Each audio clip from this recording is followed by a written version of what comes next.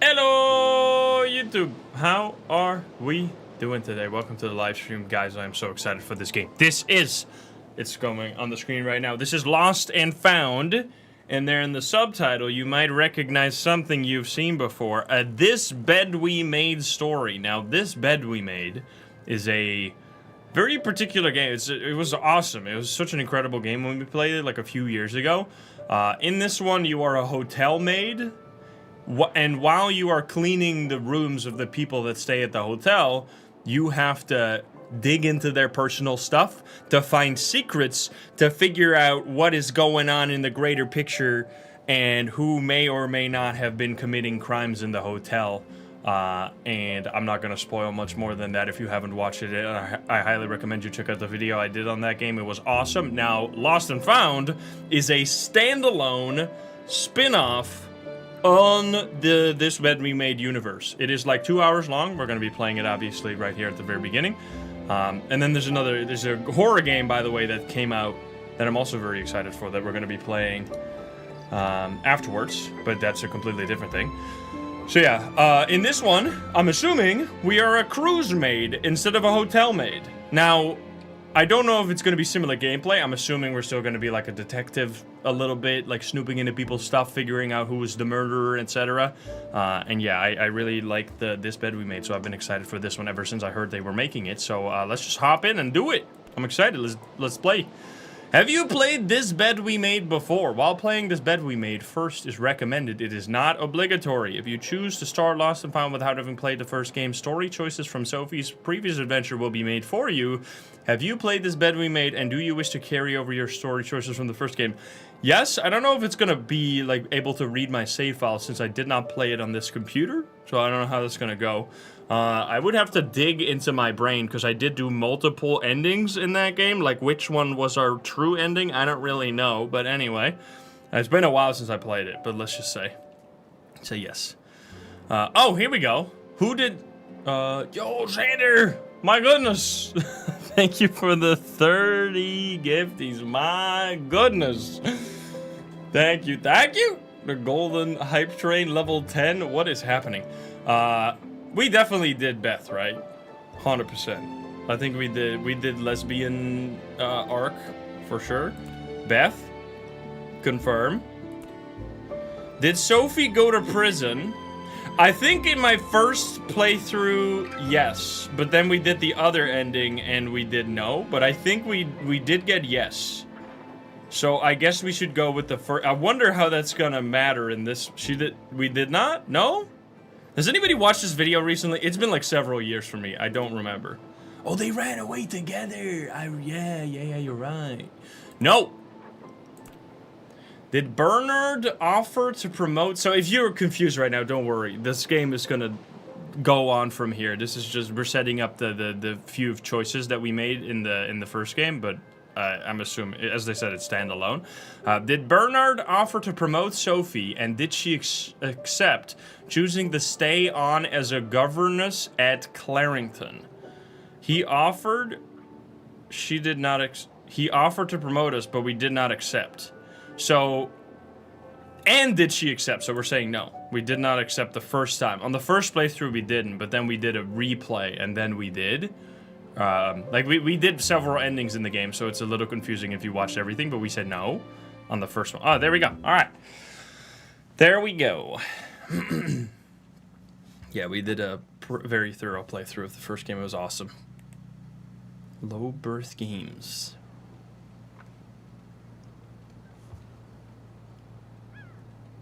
Hello? Fan? My biggest fan? I'm so ready. July 1964. Gary Hamlin? So, this is your first time working on a ship? Yes, but I've been on the water since I was a kid. I spent a lot of time on my grandfather's sailboat. It's kind of funny, actually. It was named Ariadne's Legacy, and now... And now you're on the Orpheus. From one Greek myth to another, hmm? Exactly. Well, maybe it was fate that brought you here. Yeah. Maybe. Yo, looks good. I see you've worked as a hotel maid before, so you shouldn't have too much trouble with the job.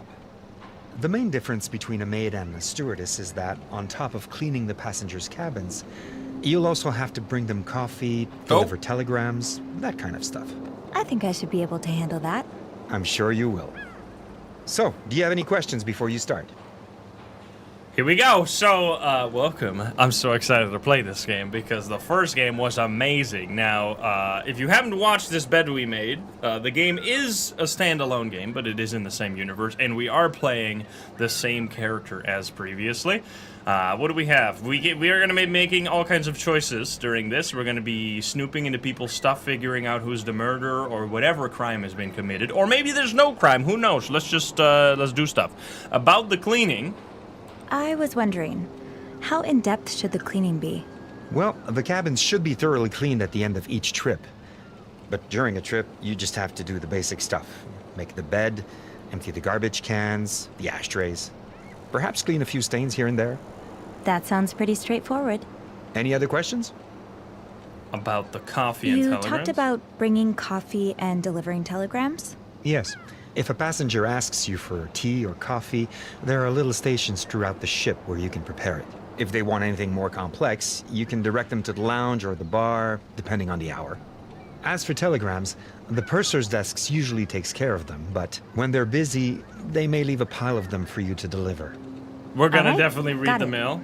100%. Is there anything else? Nope. Nope. I think everything's quite clear. Thank you. I'm excited to be part of this crew. And we're excited to have you, Miss Roy. On behalf of all of us, He's the killer. welcome aboard Guaranteed. the Orpheus. Yo, so we're on a cruise ship this time instead of a hotel. That's gonna be sick. Anybody get seasick? Me? Uh-oh. Yes, let's go. Dude, the voice acting and, like, the story was so good in this bed we made. 1 month later, the gossiper.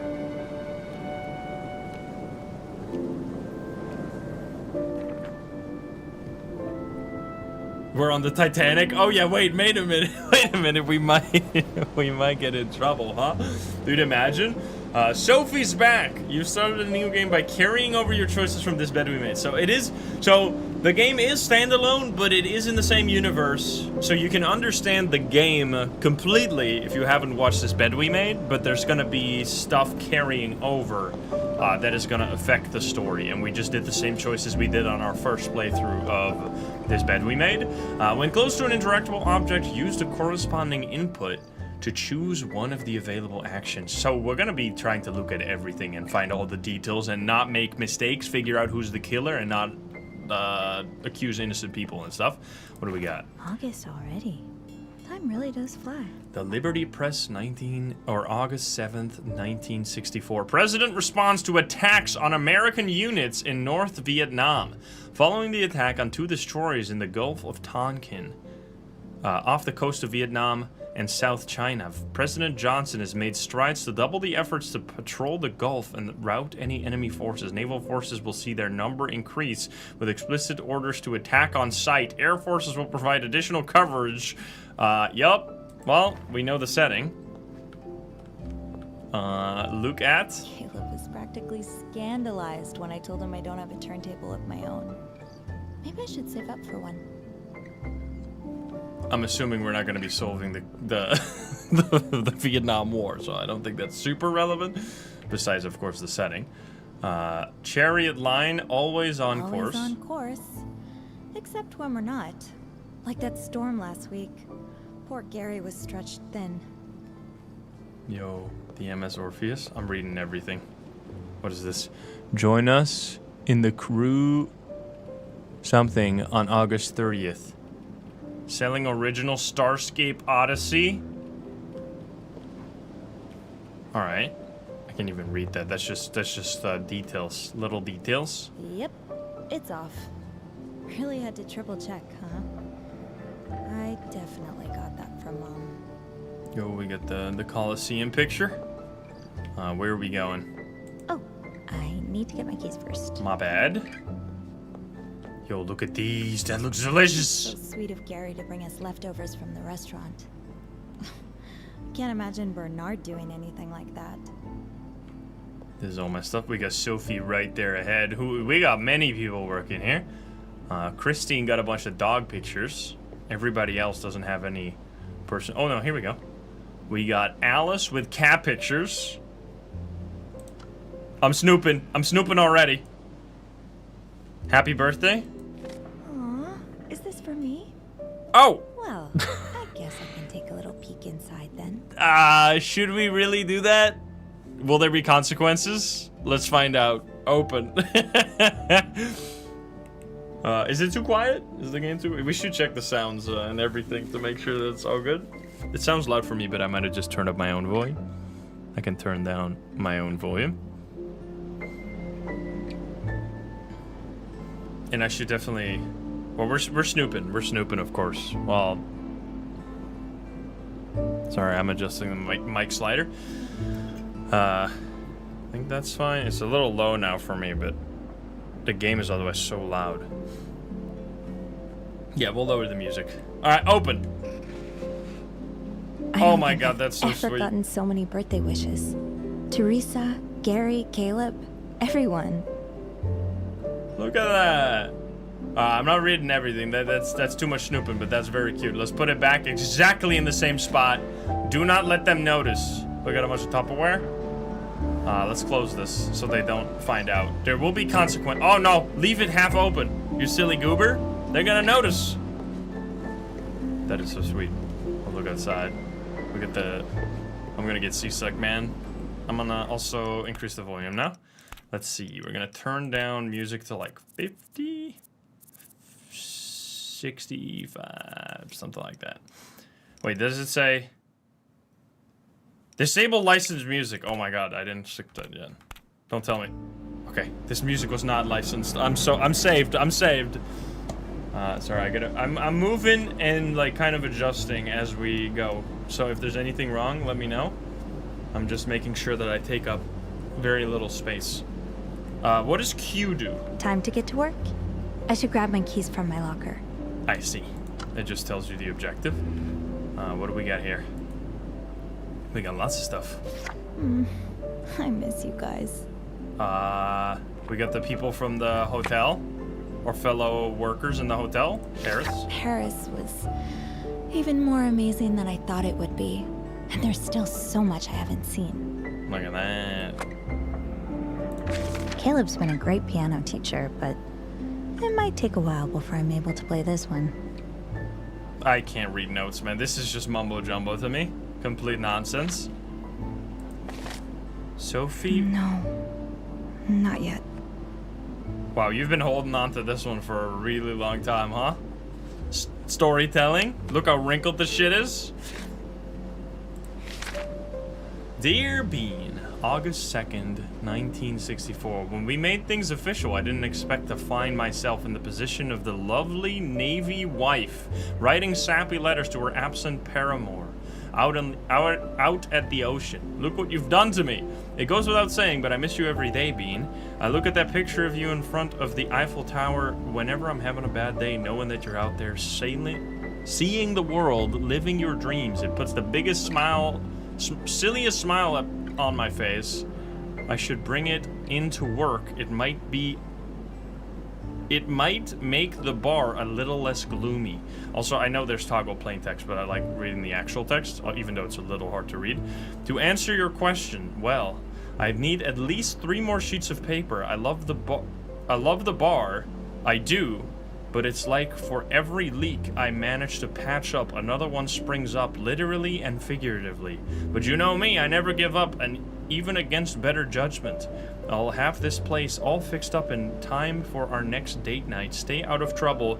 XO Beth. So there were 3 different choices you could have as your relationship in the first game. You could have Andrew, nobody, or Beth, and we chose Beth, so that's what we did in the continuation as well, which is why we are receiving this letter. Oh, Beth. Very cute. What I'd give to hear you call me Bean right now. There you are. We get the key. I hear a ding dong. Should we close this? I assume, otherwise people are gonna steal. What else do we got? Join us. That's the same thing. Selling original Starscape Odyssey. All right. I think we've seen everything. Make sure to always... Oh, never mind this one. This machine probably eats up a huge chunk of Teresa's pay. Good thing I don't smoke.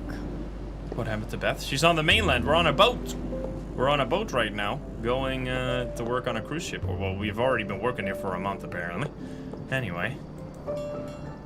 Snoop around. We snooped around as much as we could. What is it? Rudder icon? No, that's a different thing. The steering wheel, I guess, but it probably has a different name on a ship. Icon indicates choices that will move the story forward. Dude, the amount that this is like so unbelievably appreciated, you have no idea. Whenever I play like an Until Dawn style game, and you get this like constant just paranoia and fear that you're about to walk into a room that's gonna trigger a cutscene and make you miss out on all the things you wanted to check out before. It's always nice when they make it clear. I think we've done everything. Let's double check real quick. I don't think there's anything else. We can look outside, maybe? Nope. I think we've done it. Yeah, just go ring the fire alarm. Just do this random valve, see what happens. Yeah, we did. Alright, double check we did indeed check everything, so let's get out of here. Leave the break room. Oh, hello. Sophie, there you are. Gary, Caleb, is everything all right? This looks serious. It's not that big a deal. Well, maybe not, but it's worrisome nonetheless. What's going on? We're in a bit of a predicament. Caleb? I have this rosary. It's a gift from my mother. Oh, the one you place on top of your piano whenever you play? Yeah, that's the one. Last night at the end of my shift, I looked for the rosary, but it was gone. I'm sorry, Caleb. When he told me the story, I connected the dots with some other stories I've heard over the last few days.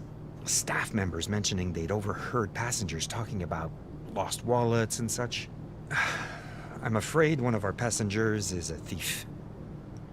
Oh, we're gonna find out. Dude, you can tell that this game is made by like people that pay attention to details. Did you see when he said that he lost something that's important to him, and her immediate reaction was to grab the little brooch that she has that is probably gifted to her by like Beth or something to like check if it was still there because that's something that's important to her. That's the little details. That's the, you know, it's gonna be a good game, man.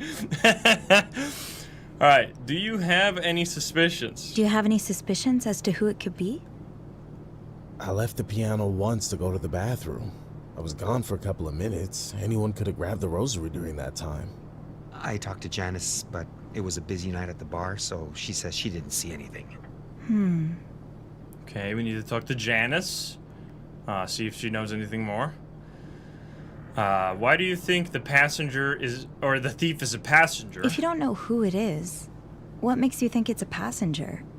Couldn't it be a staff member? It's possible, of course, but we didn't hire anyone new in over a month. Since you joined us, actually. And the disappearances started 4 days ago, right when we left Italy. Although, it's not out of the question that a staff member could have waited this long to start stealing. The timing suggests it's someone who only recently boarded the ship, so a passenger. Yeah, that makes sense. Or it's somebody trying to cover their tracks because they knew you were gonna suspect them if they just started stealing immediately as soon as they got hired. That seems like a very stupid thing to do now. How can I help? You were looking for me, so I assume you wanted my help. What can I do? Well, you see, I can't very well go around the ship interrogating passengers. I wouldn't accuse anyone, of course, but you and I both know our wealthy passengers aren't always the most sensible. I'm sure many of them would be deeply offended just to be considered suspects. It would create quite the scandal, and the cruise line would be on my back for all the bad publicity. Yeah, I can see why you called it a predicament. So I was thinking, you could take a more subtle approach. Today, as you clean the cabins, you could keep an eye out for Caleb's rosary.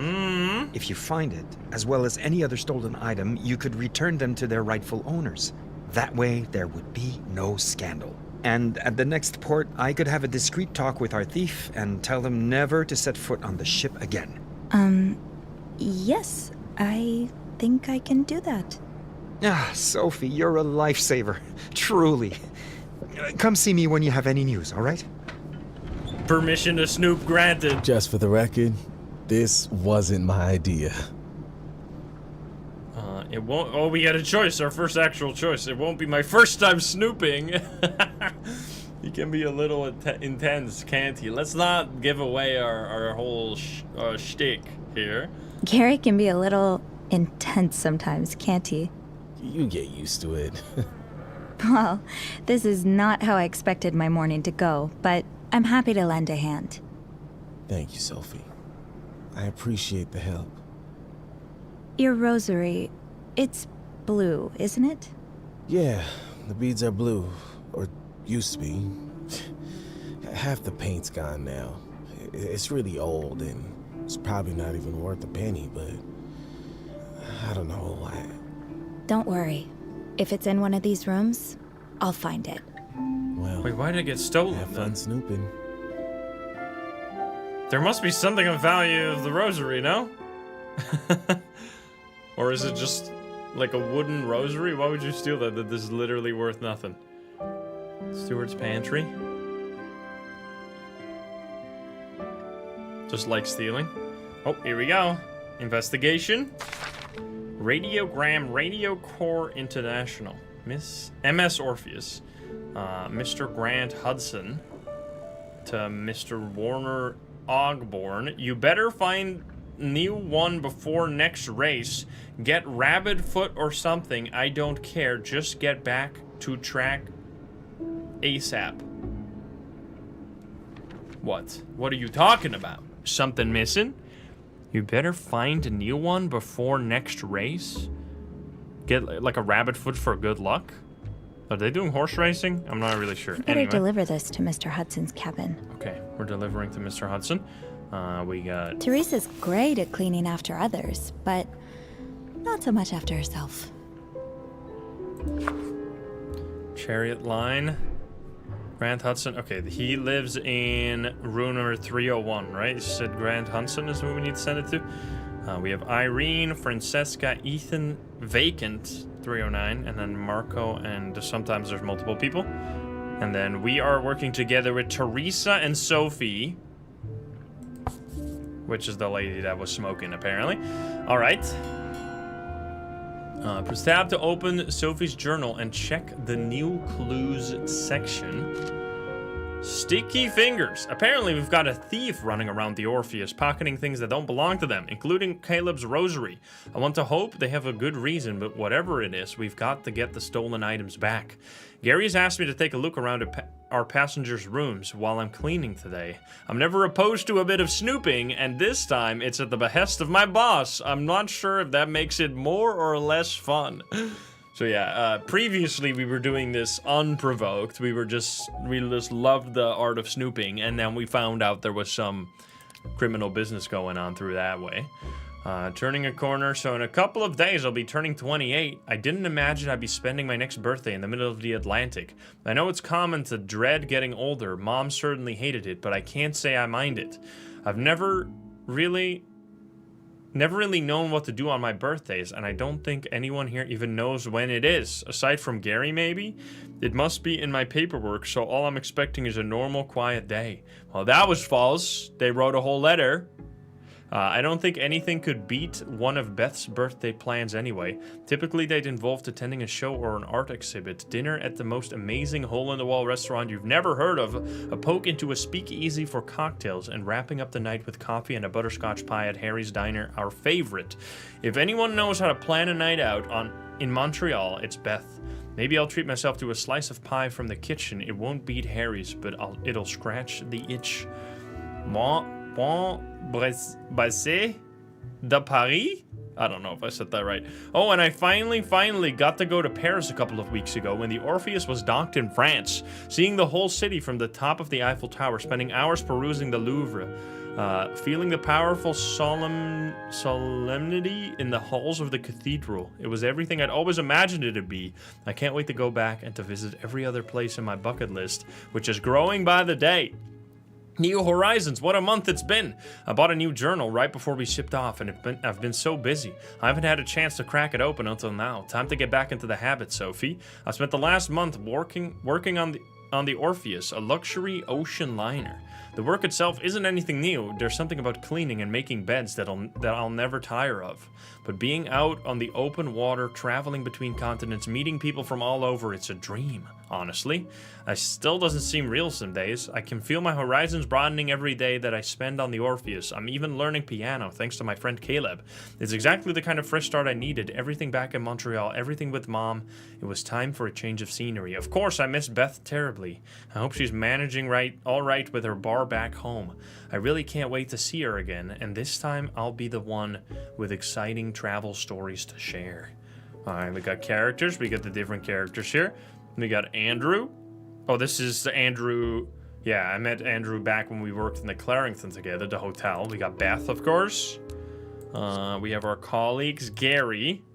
I won't read all of this right now. Like, we might read these if we get, like, more intricate, like, things. If we learn even more about characters and they might be the criminal, we're gonna read it, but otherwise we're gonna be here for like 15 minutes straight, and I want to get moving.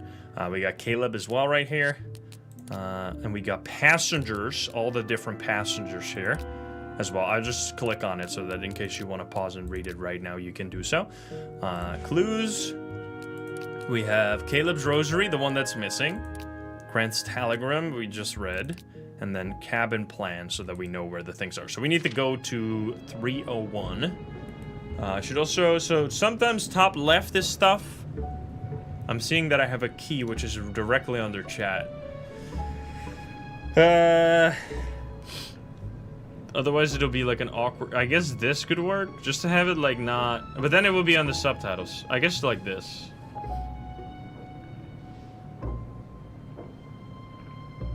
Maybe? I don't know. Because, I mean, there's not much here most of the time, I think. I'm making you seasick by moving you around. Because the only things that pop up there are, like, hints sometimes. I think. So I can just read it.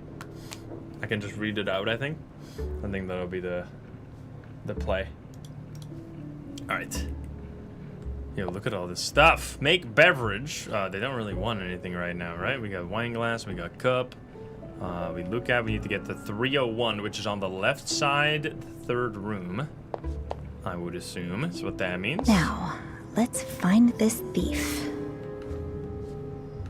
We gotta clean too. Hi, little cup. Let's bring you back to your friends in the pantry. Tidy up. Yo, look at us go. We're such a good maid. Maid action. Place the cup. Do we not have to wash it? I guess this is... Oh, it goes into the washer with this to automatically wash it. Fancy stuff over here. We can get beddings here in case we need it. There's a thing to inspect. A lighter. That's Teresa's lighter. She's probably fretting about it right now. I should leave it in her locker. Okay. Pick up. Place tray table. So if we find tray tables, we can put towels in there if they're dirty. I see. I'm learning the ropes of being a maid. Rate my maid skills after this. Let's see. We're walking around. We're gonna clean that right there. Bada bing, bada boom. The Clarington. Ugh, this has Bernard's touch all over it. I hope no one's tricked into staying in this money trap. Elegant, exceptional, exclusive. Book now. Experience a level of quality only the Clarington can meet. Every room is fully outfitted with essential amenities and a finely curated decor that exudes style and elegance. You'll be taken care of by our highly skilled staff trained to meet your every need. You'll want for nothing while staying with us. A guarantee that comes straight from the top. Choose the Clarington and experience a stay as sophisticated as you are. Okay. Alright, we got 311 here. I'm just looking around for this stuff. We gotta pick it all up. I can only hold one thing? No, I can hold multiple things. We pick up the table too. Destination, the pantry. I'm gonna get achievements for cleaning everything. Get ready. I'll put this back. And then put the tray table right there. Very nice. And then I have, oh, you can see, so top right is all the stuff we have. We got a key, we got the letter, and we got the lighter right now, which we need to bring places. Any more stuff? Nothing more here.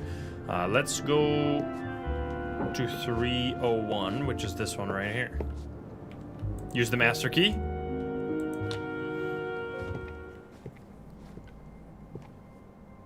Ugh. What? Somebody dead? Oh shit!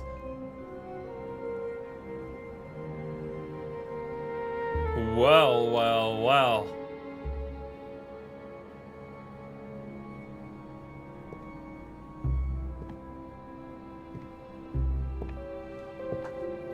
And it smelled bad too, right?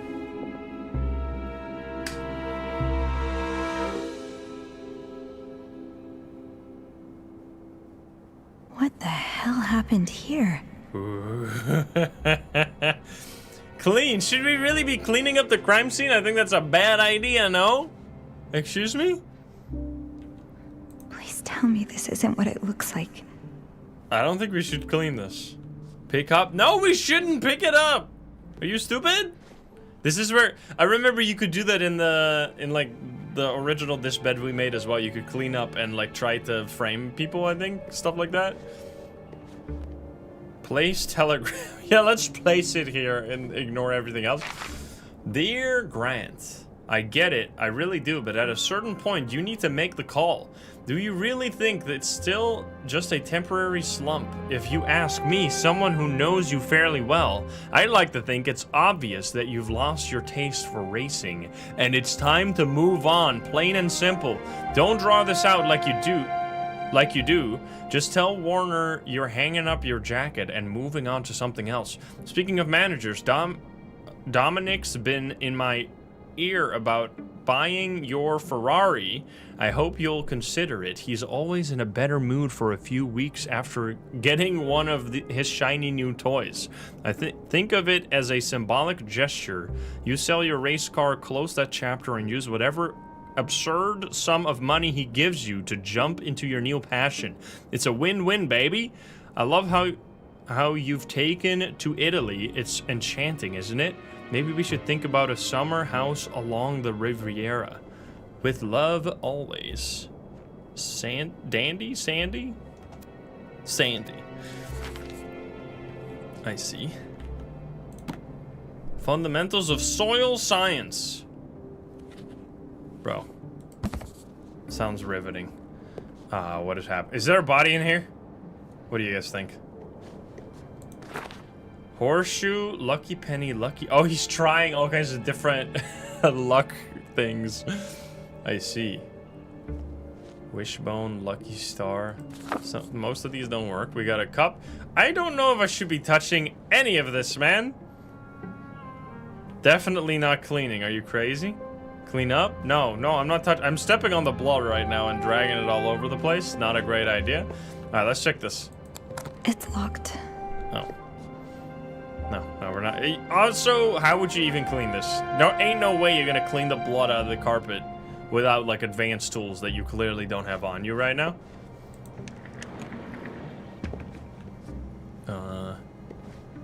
Open. We're snooping big time. We should report this like instantly, or we're gonna get like super arrested.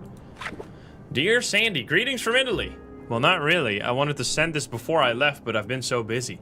This trip has been more inspiring than I could ever have hoped for. I finally feel alive again, just like I did when I first started racing. You're right that I'll have to face Warner eventually, but I'd rather not do it now. I know he'll blow a fuse, and that would just ruin my mood. I lost my good luck charm a few days ago, so I told him I couldn't race until I found it. I'm glad for the excuse, but I do hope I find it before we get to port. I've had that thing since I was a child. Anyway, can't wait to see you again. Love, Grant. So he's also been robbed. I'm cleaning this, even though I don't think I should be touching any of this, but anyway. It's Steve from Stranger Things. He's racing. Excuse me, what are you doing here? Okay, so racing for real, not like horse racing. They're like just actually racing. You get cigarettes. Nice, probably fake flowers. I'm not sure. They wouldn't be fake if this is a fancy cruise. That would be devastating for the business. Clean the toilet. I could clean the toilet, right? Dude, I'm so good at this, I can do that telepathically. That's incredible.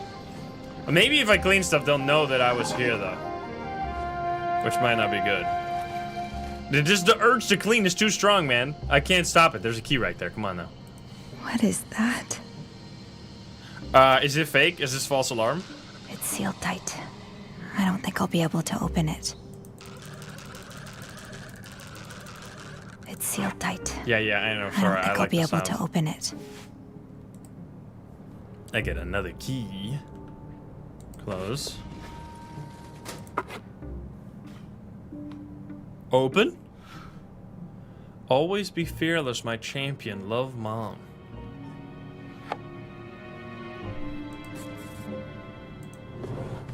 Nothing. Can I open all these drawers? I cannot open those drawers. I gotta tidy this up or I can't get access to this one. I should arrange the pillows before I take care of the sheets. Okay, alright, we're really doing this. Oh, to make a bed, select the sheet and hold to drag it. Oh, that's some good stuff. How could I say no? I found the key. Oh, like it's actually just wine. Is a moonshiner, or what is it called? Boxes of Oh, we're making grapes. wine. Never mind. Guide So to you're home. just making False wine? alarm. Why did you act like it was stinky? Was that just like because she like grabbed her nose when she walked in, but that might have been just like what she thought. Like she thought it was stinky in her head. But maybe it does stink. Oh, bootlegger, that's the name, yeah. Rotten grapes, maybe. Step-by-step instructions to make wine. Yeah, okay then. Well, oh, and that's the other thing as well, I see. Well, in that case, I guess it's not that big of a deal. Boxes. Mystery solved, I guess. You've discovered the secret of Grant Hudson's cabin. You made sure Grant's cabin was not a crime scene before cleaning the mysterious red stains. Look at that. Achievement unlocked. Good job, me. Now we're gonna clean the mysterious red stains. Yeah, I mean, I can see. All right. It was wine. It was actually genuinely wine. I love how the trail goes, like, to the trunk as if there's, like, a body in there. All right, let's clean stuff now. Now we can clean the mysterious red stains. Hold and move the cursor to clean the stains. Yo! Very nice.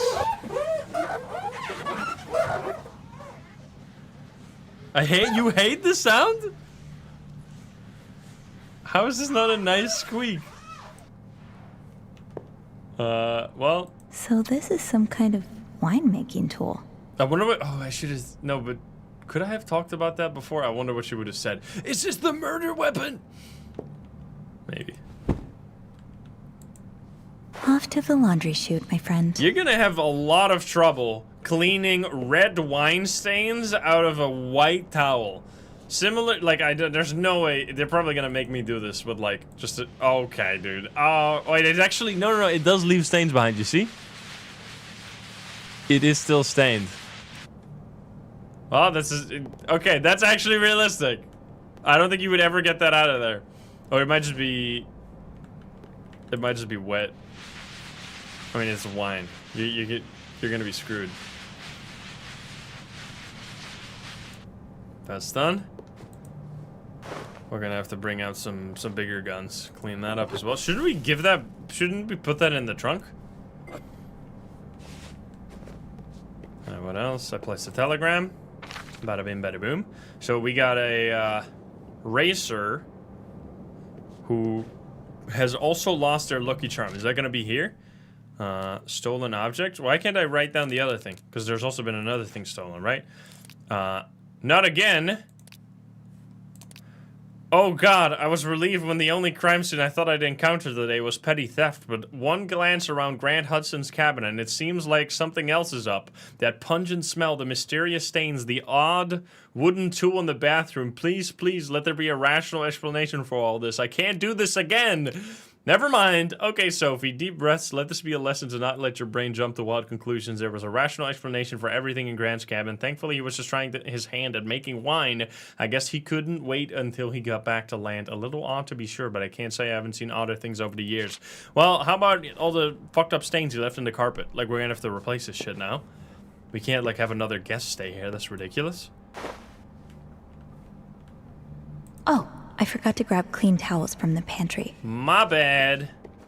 I will go grab those right now. 1 second. Be right back. Teresa says she hears this bell in her nightmares, but I kind of like it. A coffee, please, stewardess. I see. It's the room service bell. Okay, we got towels. Throw them down the chute. And we have a cup. And then we are going to grab some clean towels. Can I grab multiple at once? Come with me, towels. Fine. I'll find you a spot in the bathrooms. Alrighty then. I'm going the wrong way, my bad. This way. Wait, no, 311. Whoopsie. There we go, I left the door open. Silly me. Let's put the towel in. Clean towel. On the... there we go. Is this one done? I think it's done. Did I forget anything? Maybe the trash? There ain't nothing in the trash. I'm not picking up your personal belongings more than I already have. And I don't think there's anything more. Let's close. Act like we haven't been here. The magic of room service. Return the key? Good point. Good point. Put the key back. Dude, I love that you can do that. There we go. You could have also kept it. That would have probably let the other stuff happening. Anyway. Yo, Cassia, thank you for the 12. Thank you. Knock, knock. I don't need anything, thank you. Okay. I'll try circling back later. We're trying to help everybody. I'm gonna do 5. It looks like it's going to be a lovely day. Why don't we go for a walk on the deck later, Oh, you noticed. Yes, it is the same dress. What do you mean? Of course I can still fit into it. Hey! Rude. Fine. I may have had it taken out a bit. Just a bit. We can't all look as good as you do, darling. You know what? Maybe we shouldn't go out on the deck. Half the women on this ship would kill me out of envy. We're snooping. We're snooping. Let's open this one. Francesca Santorelli's cabin. Francesca, sorry. Close the door. We're being sneaky right now. We got personal belongings and a bunch of lots of flowers. Excuse me, what's going on in here?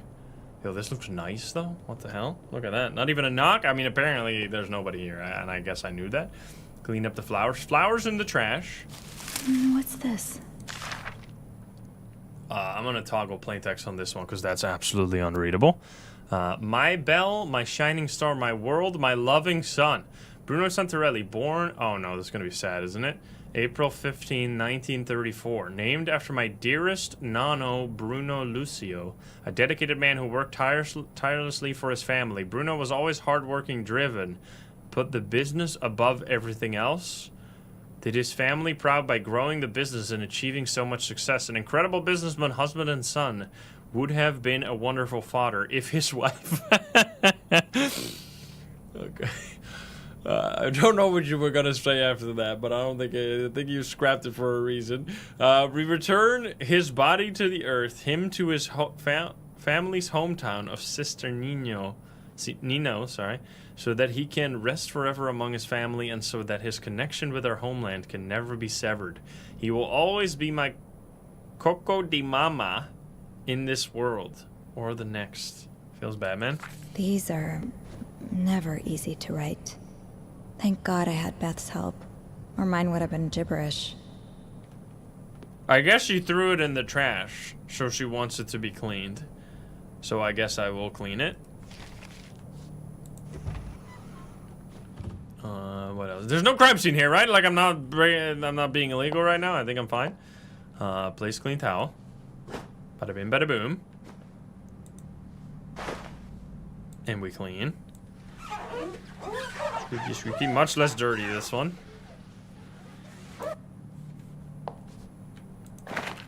Head of Bravestone Construction loses battle with cancer. Feels bad, man. Oh, this is the story. I see. And he's the head of Bravestone Construction. Bruno Santarelli, president of New York-based Bravestone Construction, lost his battle with liver cancer on Sunday, July 19th at Elmhurst Hospital Center. He is survived by his wife, Irene Santarelli.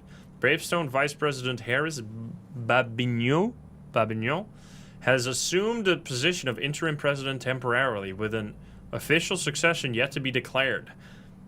While uncertainty swirls around the future of Bravestone Construction following Santarelli's passing, Babignon hopes to reassure investors. In a private conversation with a correspondent from the National Treasurer, he assured that while Mr. Santarelli's passing has impacted us all on a personal level, it was an outcome he and the rest of the board of directors had worked tirelessly to plan for, given his long battle with illness.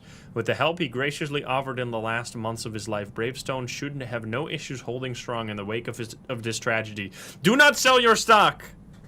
The shareholders can rest easy. Factories shut down. Production of Astropeel, a contraption dreamed up by the entrepreneur and gadget enthusiast Roland Kosminski, has officially come to a halt after its first wave of production. The proclaimed revolutionary kitchen accessory purportedly capable of peeling a potato of any size in a fraction of the time it would take to be peeled by human hands, saw mass returns after numerous customers reported having to clean potato peels off of every surface in their kitchen, including their walls and ceiling. Investors in Astropeel included businessmen such as Dyson Barnes and Henry Davis. When reached out for comment on the failure of Kosminski's product, Barnes expressed regret over the money lost and advocated for more stringent quality assurance testing. Davis declined to comment. Well, I guess it worked, though. You should just put it in a box, man. Doesn't seem that complicated. McLeod Industries, New Frontier. Weapons manufacturing. McLeod Industries have recently looked into diversifying its production output by expanding into weapons manufacturing. Founded in 1946, McLeod Industries have focused primarily on the manufacturing of textiles, with several textile factories established across the United States and Canada. President Richard McLeod has reportedly acquired contracts to repurpose 3 of his factories towards the production of weapons, with plans for more in the future. With tensions mounting in North Vietnam, the demand for American weapon manufacturing has seen an increase, and companies like McLeod's are eager to answer the call. 2 factories in Richard McLeod's home state of Pennsylvania and a third in Arizona will be the first to undergo this conversion later this year, with sights set on his factories in Ontario to follow. McLeod Industries is forecasted to make an initial profit of $370,000. That's like $17 bazillion in this time, following the acquisition of these new contracts. Since the breaking of the news, McLeod Industries has seen a positive response from the market, resulting in a rise of its stock value. Financial analyst Willard Clarkson suggests that this is a strong indication that we may see other companies making similar moves in the coming months. I don't know if that will be relevant, but I wanted to read it. Learn more about the universe. Clean it up. Of course, everybody can just smoke inside, by the way. This is the olden times. What's in there? Dear friend, sorry, I'm going to be blunt, though I'm sure you would have written Donna or Elena if you wanted useless niceties. I always knew that Sanguisa was in it for the money. She never loved Bruno, and now she must be downright giddy at the prospect of acquiring his fortune, earlier than anticipated, I am sure. Please, friend, you must contest the will as ruthlessly as you can. Do not let her get even a single penny. You'll never know a restful night's sleep again, knowing she's out there spending Bruno's hard-earned money. She edged you out at the hospital and again when planning the funeral. C'est nerveux. Enough is enough. While you're at it, you should retrieve the beautiful Sicilian chest ASAP. It wouldn't even technically be stealing since it was a gift from you to Bruno. Trust me, if Bruno had seen the truth, this is what he would have wanted. Keep fighting, Sorelina Adriana. Well, there's a bunch of drama going on. I'll close that. That's none of my business, really. Oh, is she? Yeah, this is the lady she hates. I see. And is she the evil stepmom in the background? Because that's cartoonish. Maybe. Kind of. I don't know. The pose. She's like a Disney villain. Well, they seem happy. I don't know. I mean, not anymore. Sorry, I clicked the wrong button. There we go. I want to open this one. There ain't nothing in there. We got a statue. We got a car. Coco? Coco di Mama?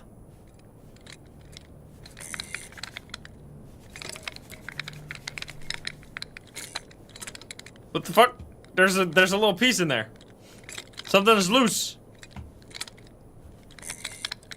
There's numbers on it. 37955. Whatever. Is this so Caco di Mama, what was it? Was what was in the letter, right? I was wondering if this was the lucky object or something. But it doesn't seem like it. Should I not clean these sheets that look dirty? Oh no, it's the pattern on the windows. I see. I can't access that one, unfortunately. Write that down, write that down. We got a Bible. Blow out. Why would I blow that out? Are you trying to get bad reviews? Why am I picking this up? It's been a while since I visited Mom. Fire risk? Yeah, true, but like, I don't know, I feel like considering the circumstances, I'm pretty sure there's stuff around here. Even if the whole ship burns down and we sink because of a candle at a memorial, like, little altar, then so be it. It was meant to be. It's an urn, yeah. I don't think there's anything else. No, I think this is it. Get out of here. Then we're doomed anyway. We need that good luck charm. I'm knocking. Oh, hi. I'm still getting ready. Would you mind coming back later? No problem. Thank you. Actually, could I get a cup of tea? Absolutely. And a coffee too, please. With sugar. Sure. Coffee with I'll sugar. Be right back. Remember this. Coffee with sugar and a tea. Noted. Was there a secret door? No. There's these like vents that are like the central vents to the ventilation or whatever. We got this. We got this. Let's get a coffee. Looks like I've got a new telegram to deliver. Make a beverage. We will make. Prepare tea. 1 tea for Mrs. Adams. Hot water. That's not the right step. Oh, we do the tea leaves first, then the hot water. Okay. And then pick it up, but can we not do the other one as well at the same time? That's it. Now, what's next? Let's prepare Mr. Adams' coffee. We do coffee. And sugar. You missed so much of the sugar. Let's deliver these drinks while they're hot. I remembered. You remembered? What? You remembered Mr. Adams' coffee presents. Ever considered a waitressing career? Guys, should I be a waitress? What do you think? The game is telling me. This one, right? Nancy Joan and Sydney Bayless. Dating. Knock, knock. Come in. Wait, am I at the wrong door? Is this not the same door as just now? I guess she knows that I'm... Oh, here we go. Where should I put your husband's coffee? Oh, you can leave it here. I'm sure he'll be back soon. Holy, you're holding it horizontal Do you know instantly? if that was Grant Hudson I saw in the bar last night? The racing driver? Yes, that's quite possible. He's a passenger on the ship. Wouldn't usually have recognized him. I'm not really into sports.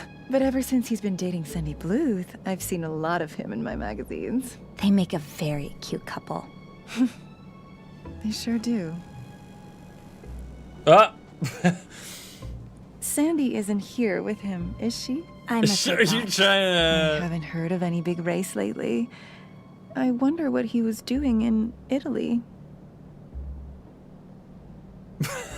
Dialect choices may be unlocked or unlocked based on previous actions in the game or in this bet we made. He's discovered a new passion. Should we really be sleuthing like this? I mean, it's a secret option that's been unlocked, so like we should do it. No? I mean, what's the new the new passion of winemaking. That's not that crazy. Just telling... This is gonna give her the deets she needs to do some sneaky business, probably. That's still snooping? Yeah, but we're a snooper. We're the snooper. Capital T, capital S, the snooper. It shows you snooped. We're literally the maid. Are we supposed to be blind? Are we supposed to close our eyes while cleaning everything? Obviously, we're gonna see that he's working on wine. She deserves to know? What do you mean she deserves to know? Who the fuck is this lady? We have no idea. I know I'm like fighting both sides at the same time. Some people are saying you shouldn't do it and I'm fighting you, and then other people are saying don't do it and I'm fighting you as well. But like, you need to have good reasons to make the choices. I mean, we could, it's just the fact that it's an unlocked option makes me wanna like really wanna click it, but we shouldn't give it away. Yeah, I wish I knew. Well, I'm sure we'll find out in the next issue of The Gossiper. I think I'll go to the lounge and get something a little stronger. Will your husband be joining you there? I can bring his coffee if you'd like. No, I am. It's fine. Don't worry about it. Oh, she's gonna poison Thank you him! for the tea. RIP! He's dead. F's in the chat. 100%. Okay, maybe not. I don't know, she acted so fucking sus. Why was she acting that sus? Is her husband even like...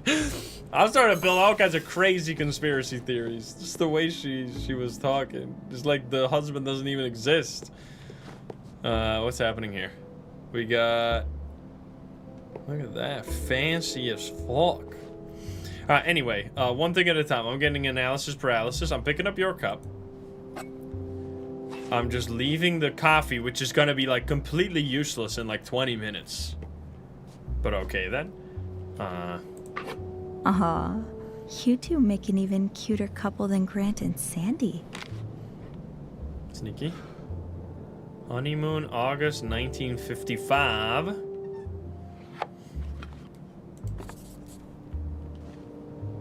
Put it back. There we go. Inspect. I don't remember Gracie Joan looking this dour at the awards show. She lit up the room, like she always does. Gracie Joan and Sydney, I thought it said Balsford Bayless. Are the rumors true? Gracie Joan leaves award show empty-handed. Was she snubbed, or has she lost her touch? That's the only two options. Hollywood's hidden... What? Excuse me? There are more of them than you think. What the fuck is that bottom one? Are you seeing that? I mean, I know we're in 1964, but jeez. If you're feeling far away, find your way home with walk away from the anxiety, stress, and tension of modern life. Find your way back to life of confidence, composure, and cognitive stability. Your family will thank you. Therapeutic treatment for the care of emotional and mental faculties is no longer confined to psychiatric hospitals. Serotonin oxazepam is the new standard in self-administered personal maintenance. Is this some kind of like crazy thing that just like in like the current day we know that this like kills you in like a few years or something? Retrieve symptoms of psychiatric duress and help restore cognitive function whenever the need arises from the comfort of your own home. Serotonin oxazepam. While rare, should you experience side effects such as prolonged drowsiness, dizziness, vertigo, nervousness, insomnia, palpitations, tremors, altered libido, or overt psychotic behavior, reduce your dosage and seek the counsel of your healthcare professional. Well, that sounds reassuring. Okay. We clean. Inspect. What do we got? Product of Italy. We got an Italian wine from 1956. God damn. I mean, it is 1964, so it's not crazy old, but 8 years still. 16.5. Whatever, cleaned it up. Inspect. We got lipstick. Inspect the other one. Also lipstick. That would be a plot twist. No. Hello there. I have a spot just for you in the pantry. Pick up. There we go. I'm cleaning. I'm cleaning. I'm being good. I'm also snooping because that's my job. I've been legally obliged to snoop. My boss told me to snoop. So she was talking to somebody in here. Do we have phones? There's a phone. Yeah, yeah. I was just making sure that there was a way that you could talk to somebody in here without that other person being here. Extra strength Relanol for quick treatment and relief of headaches, toothaches, muscle soreness, inflamed sinuses, or arthritic pain. 50 tablets. You can tell that a lot of tablets have been used. There's ain't no 50 tablets in this one. Sound details. What's happening, by the way? Clues.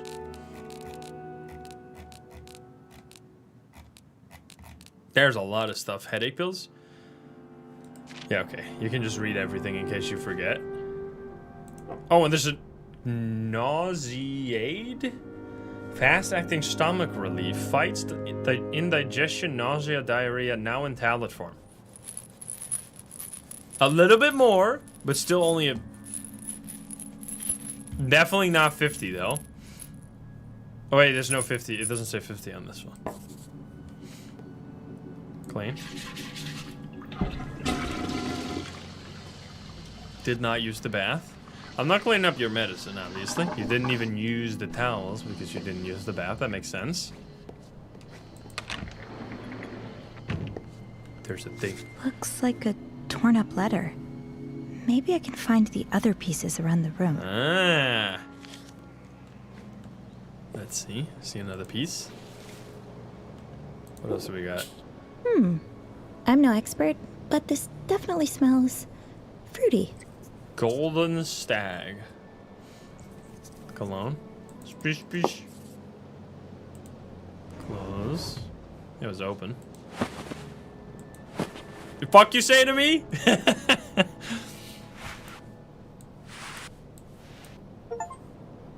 You made that. These beds are made. You made all the beds. Look at me go.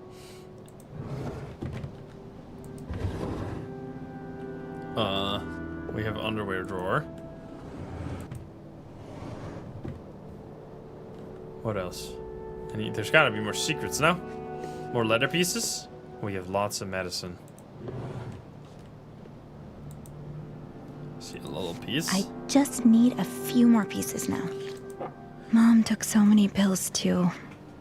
It was hard to keep count. Serotonin. This is the oxazepam thing. We have, oh my goodness, so many different medicine. Miltone meprobamate. Whatever this is. We got more oxazepam. She's also drinking and taking like 17 different pieces of medicine. Like, there ain't no way that's a good idea.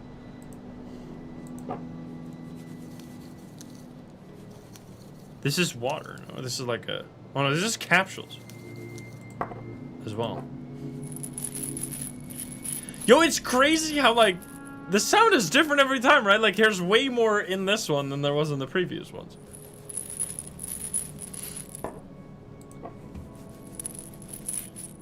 This one's also more full. Bet there are more pieces to this letter. Yes, yes, yes, I'll have yes. to keep my eyes peeled. I checked these already. Oops. This is just another way to get in here. I see. Can I open that? I cannot. Yeah, she's taking a lot of stuff. Okay, more pieces of this ladder. Like, as in, not in this place, but in other places? Also, just opening the window to one of these ships. There ain't no way you can do that anymore nowadays. I don't know, that just feels like something that... Under the bed? Aha! Aha! Found you. Ah, here we go.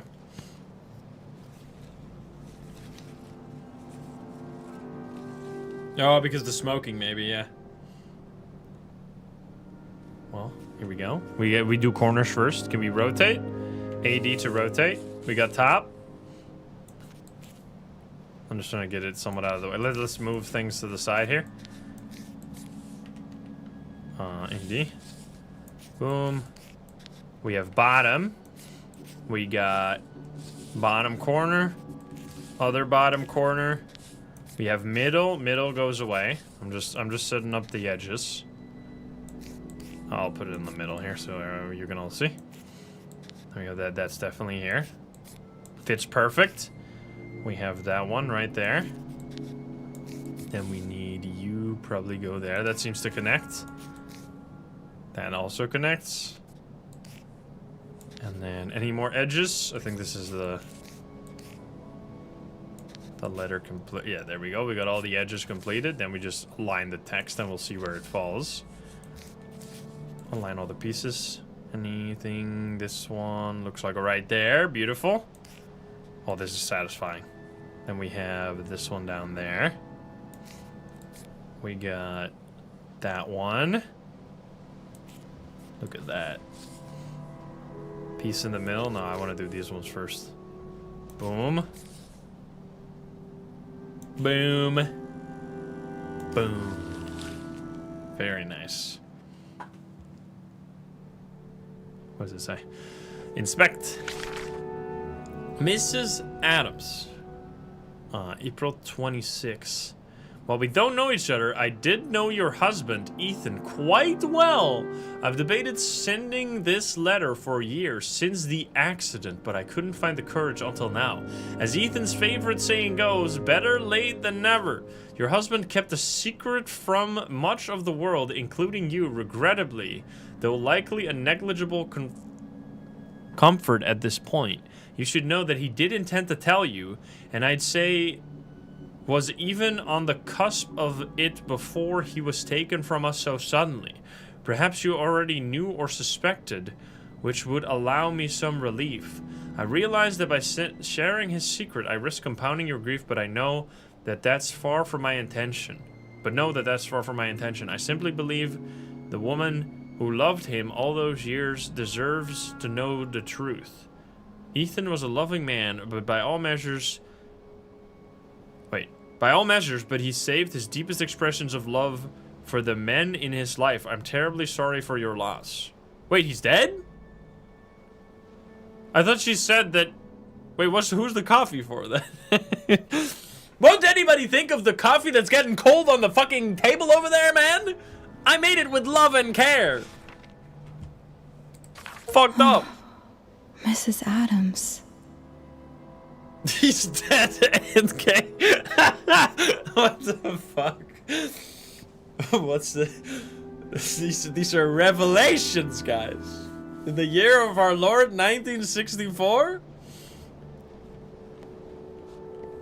What the fuck? My coffee.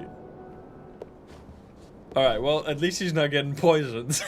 On the bright side, I guess. On the not so bright side, he is dead. Anyway, that's why the cologne was fruity. Oh my god, you've solved it, chat. Good job. Anyway, I got a bunch of achievement and I have like 17 things in my inventory right now. I gotta clean things or throw them away. Pretty sure this is done, right?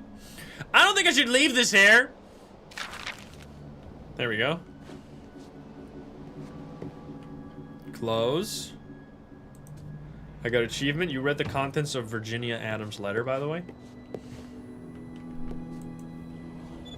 Bada bing, bada boom. Nice work. Nice work. Thank you. Thank you. Okay. So far we have no idea who's the thief, by the way. Isn't that a whole purpose here? To find out who stole stuff? But we have learned nothing. Throw it away. Did I? No, I picked up the letter. Cups.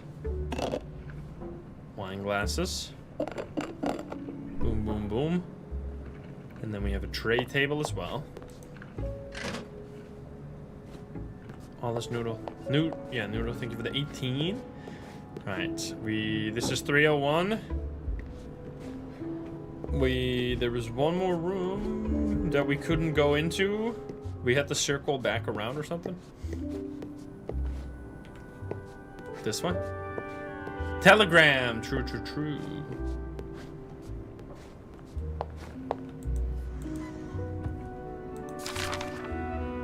It says, Irene Santorelli, your mother-in-law wants to contest your husband's will. Come see me at my office as soon as you get back.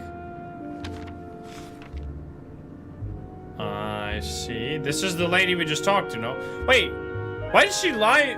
What is happening? A telegram for Irene Santorelli. I should get it to her. Wait, was that the same lady? No, this is a different lady. I don't understand. If the husband is dead, why did she tell me that he was coming later to the dinner? I guess she just didn't want to talk about it.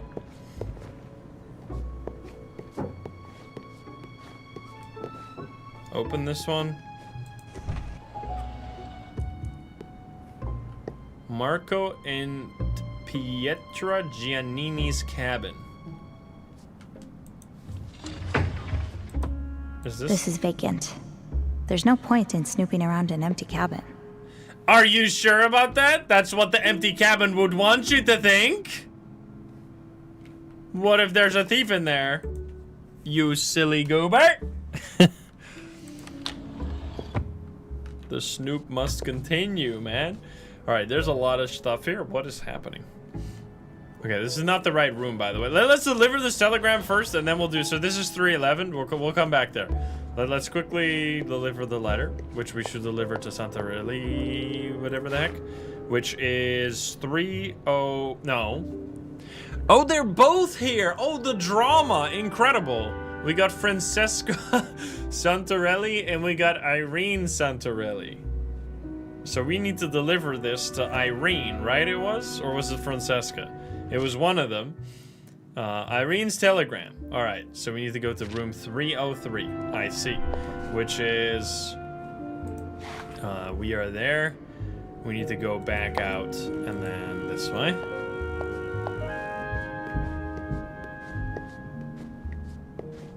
Ding dong. What is it? I said I didn't need anything. Mrs. Santorelli, there's a telegram for you.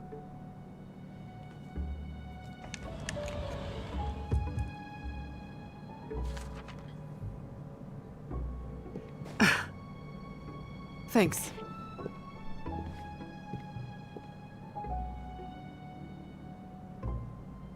Hippity hoppity? Your room is gonna get cleaned now. Whether you want it or not.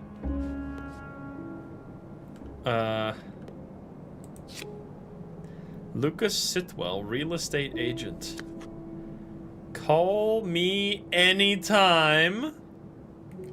Sussy business going on here. Yeah, these rooms are nice. What else do we got? Looking Within. Property of the Orpheus Library. Leo Woolsey. The renowned Dr. Leo Woolsey shares his expertise with the world, helping millions to fight the greatest battle of our time. The war inside our very own heads. Wash away the stress, worry, and doubt in your life. Start living a life of fulfillment and confidence today. Alright. We got gloves. We got a mask. We got the gossiper as well, once again. She made the bed. Look at that. Wait, which could mean that she didn't sleep in the bed.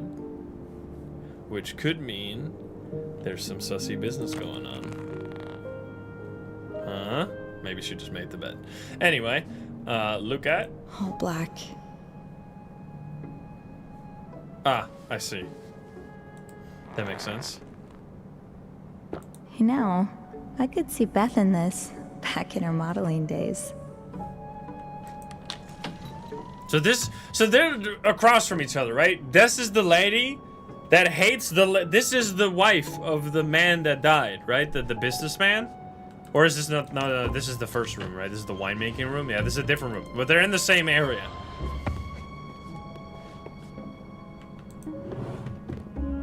Take the chest out. This is a suspicious looking chest if I've ever seen one. True. So true. Luscious Looks hairspray. Before you get all this, you got a full disclaimer on this shit. I'm not reading that. Unless it's going to be the most important detail right there that we missed because we didn't read the disclaimer of the hairspray. No, bad ending. I hope Mrs. Santarelli's neighbors don't mind the music she's been blasting. Blasting? Pop rock? Oh, he placed a new towel. Clean. Everybody smoking. Okay, ain't that suspicious as fuck, though? Why is there rose petals in the bathtub when you're like a grieving widow? I don't know, man. Something doesn't sit right. She treated herself while the husband is dead. I mean, I guess. There's 2 stains of wine glasses! Got him! Aha! Does she have 2 wines for herself? Nah, I don't believe it. I'm on to you. Wine and a hot bath. God, I miss when Beth and I would... Oh, focus on your job, Sophie. Plus, look how low the water level is.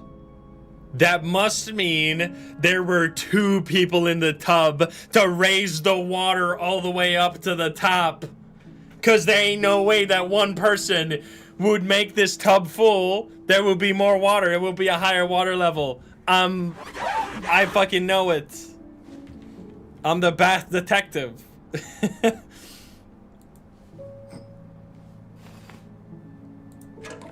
I'm cleaning up your wine. Get wrecked. Chariot Line, Transatlantic Ocean Liners. Welcome aboard. We're happy to have you. You'll be in the capable hands of the renowned naval captains, Captain Elio Del Mar and the Orpheus and Captain Jonas Holmstrom of the Eurydice. And their world-class crews. You can depend on us to get you where you need to go, always in the comfort, always on time, and always on course. Enjoy our new winter itinerary. Chariot Line is your gateway to unforgettable vistas and historic landmarks. Enjoy a summer of European splendors and spend your winters basking in the beauty of the Mediterranean. With the extension of our services to the winter months, we're thrilled to have you with us year-round. Escape the cold and join the fun. With our newly curated winter trips, you can leave your coats, boots, and scarves behind and escape with us to the sunshine and blue skies. There's something for everyone on board a Chariot Line cruise ship, and we won't let the elements get in your way. They got a newly built outdoor pool. Incredible. No dirty toilet. Not needed. We're not cleaning this, huh? I guess they want to keep it. But we need to figure out this thing. How to open that. Date. There was a number before. Right? What about this one? There's a number here, but I don't know about that one. Yeah, let's see what we need. It's locked. With a 5-letter combination.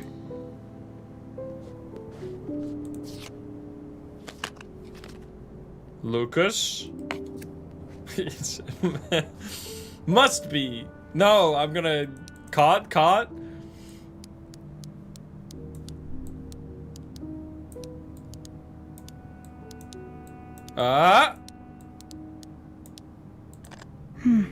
No luck. What? I thought that would work. Wait a minute. How about Irene?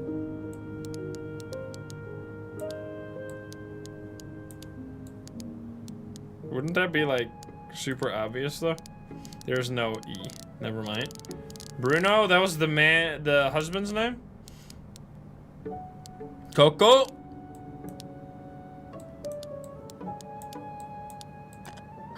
Try again, Sophie. Huh. Okay, so neither Lucas nor Bruno. How were the other people called? Is there anybody in here that could be like the secret admirer? We could try Coco. Passengers, let's see. Grant, Teresa, Irene. We could try Coco. I don't, is there C's on this? C? Okay, wait a minute.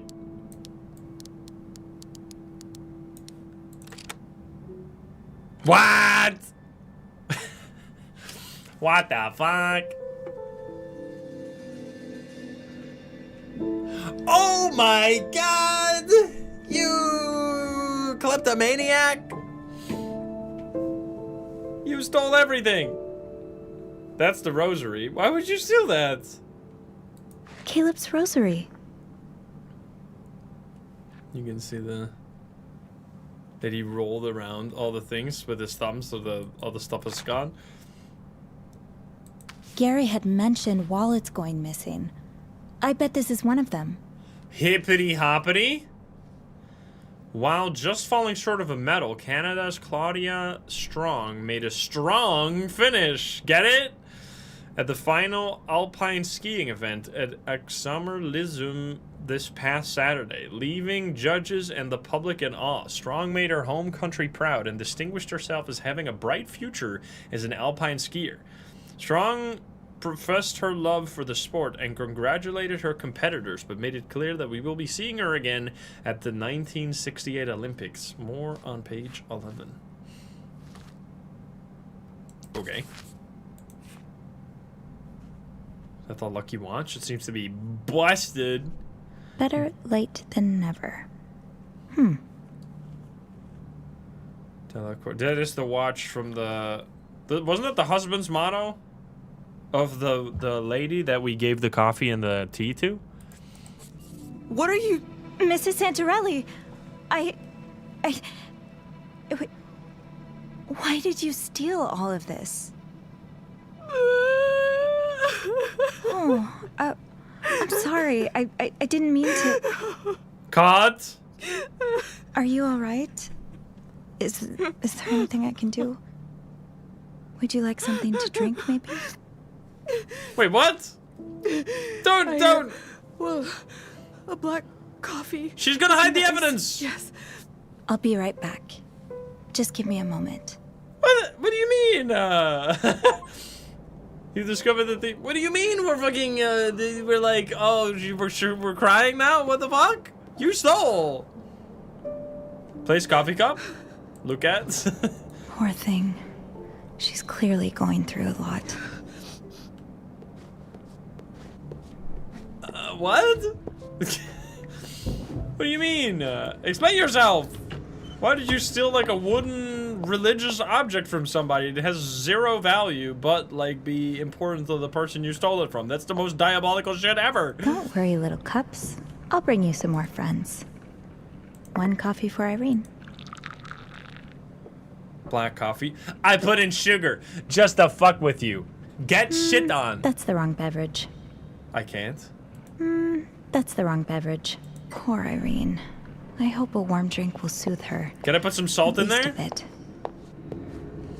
She's gonna be gone, or like hide the evidence. Oh, never mind. Okay, well that was a very short amount of time, to be fair. Thank you.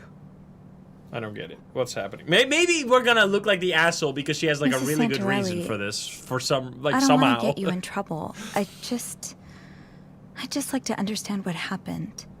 Please. I'm afraid it's not a particularly cheerful story. Bruno, my husband, was diagnosed with cancer over a year ago. Terminal. Nothing to be done. The doctors told us he only had a few weeks left to live, but he's always been strong. He passed away only 3 weeks ago. I'm sorry.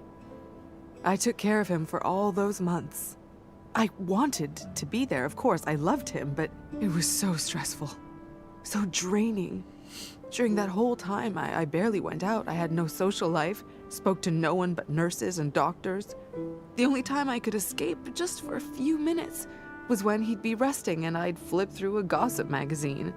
But after a while, even that wasn't enough. Why did you, what is this story? Why did you steal all this shit? I don't understand. Okay, anyway, what did you do? We're not here to tell our own story. So what did you do? That's when I started having this impulse to steal. I didn't need any of the objects I stole. I barely registered what I was taking, but I just couldn't resist.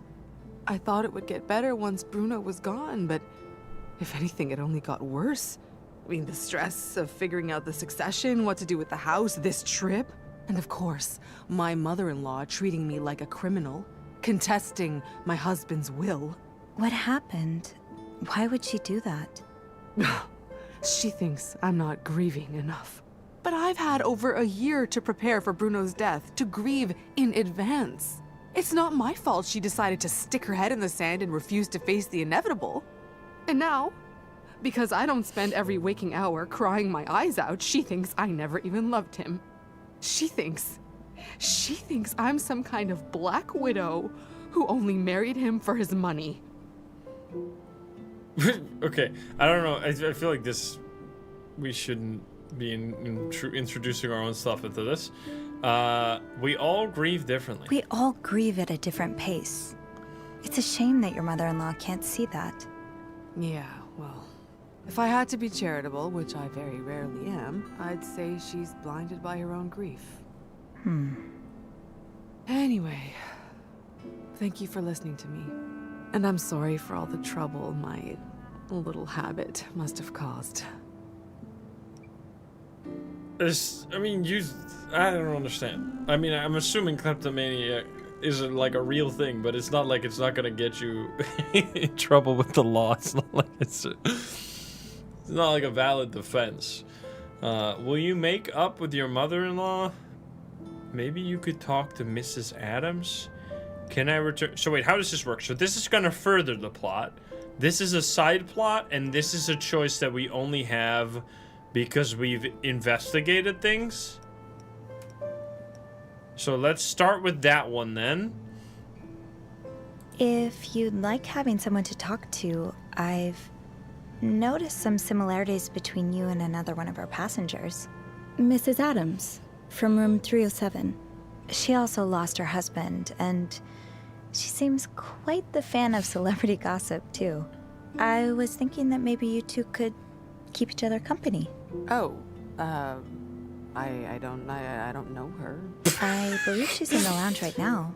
You If guys you'd ever like to see join her. that LA Noir, Thank you. the guy that goes like... That's literally what she just did, bro. Okay, so they're involved, I guess. Like, this is supposed... You didn't even try to hide it, man. Will you make up with your mother-in-law? Is there no way to patch things up with your mother-in-law? No, that ship sailed long ago. Things weren't exactly peachy before Bruno's death either. She resented me, blamed me for not bearing him a child. She accused me of cheating on him because I dared have coffee with another man. Oh no, I never stood a chance. She made up her mind about me the moment I stole her precious son from her. I see what you mean. Yeah, this is like the same as in the first game where like the characters are gray and not everybody's like either fully good or fully bad. So you can always like hate the people on the other side that don't agree with you. It's a beautiful it's beautiful to crash out on a game like this. Can I return the stolen items? Is it okay with you if I return these 3 items? Their Is it owners would okay with you? probably like You to have get no them say back. in the matter. They're stolen. Yes, of course. There's one more, actually.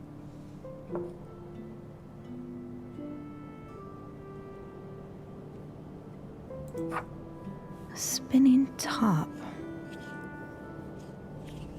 Bro, it's like fucking evil though. Like she stole all the like most valuable possessions of these people. I wanted to return them, but I've been nabbing things that were left lying around on tables and such. I have no idea who they belong to. It's all right. I'll figure it out. Just, if you can, try to be more careful in the future, okay? If you can't resist the impulse, at least try to pay attention to whose things you're taking. I will. Thank you. Sophie. Thank you, Sophie. It's a mental illness. She stole. Like I don't know. Like I know that sucks, but like it sucks for the bro. No, If let's somebody get these stole like items back to a their million rightful dollars from owners. you, and then Then they I go can give in Caleb the his in rosary. the in law in the court, they go like, yeah, but I have a mental illness. You wouldn't be like, oh no, I want my $1 million back. You would be like, no, you can keep it now. Obviously, what are you talking about? I know it's a real thing, but it sucks for the people that she stole like all the valuable shit from. No, like, am I going crazy here? Back. All right, I have like 100 items. I have spinning top, the watch. I know a lot of these. I don't know the spinning top, I think. Have empathy. Yeah, I stopped. Like, I don't understand where you're going at right now. She is like clearly wrong for stealing. Like, I know, like, I don't understand. It's like saying, this is like saying that someone is not wrong for being a pedophile because it's like a mental illness. Like, it's still wrong.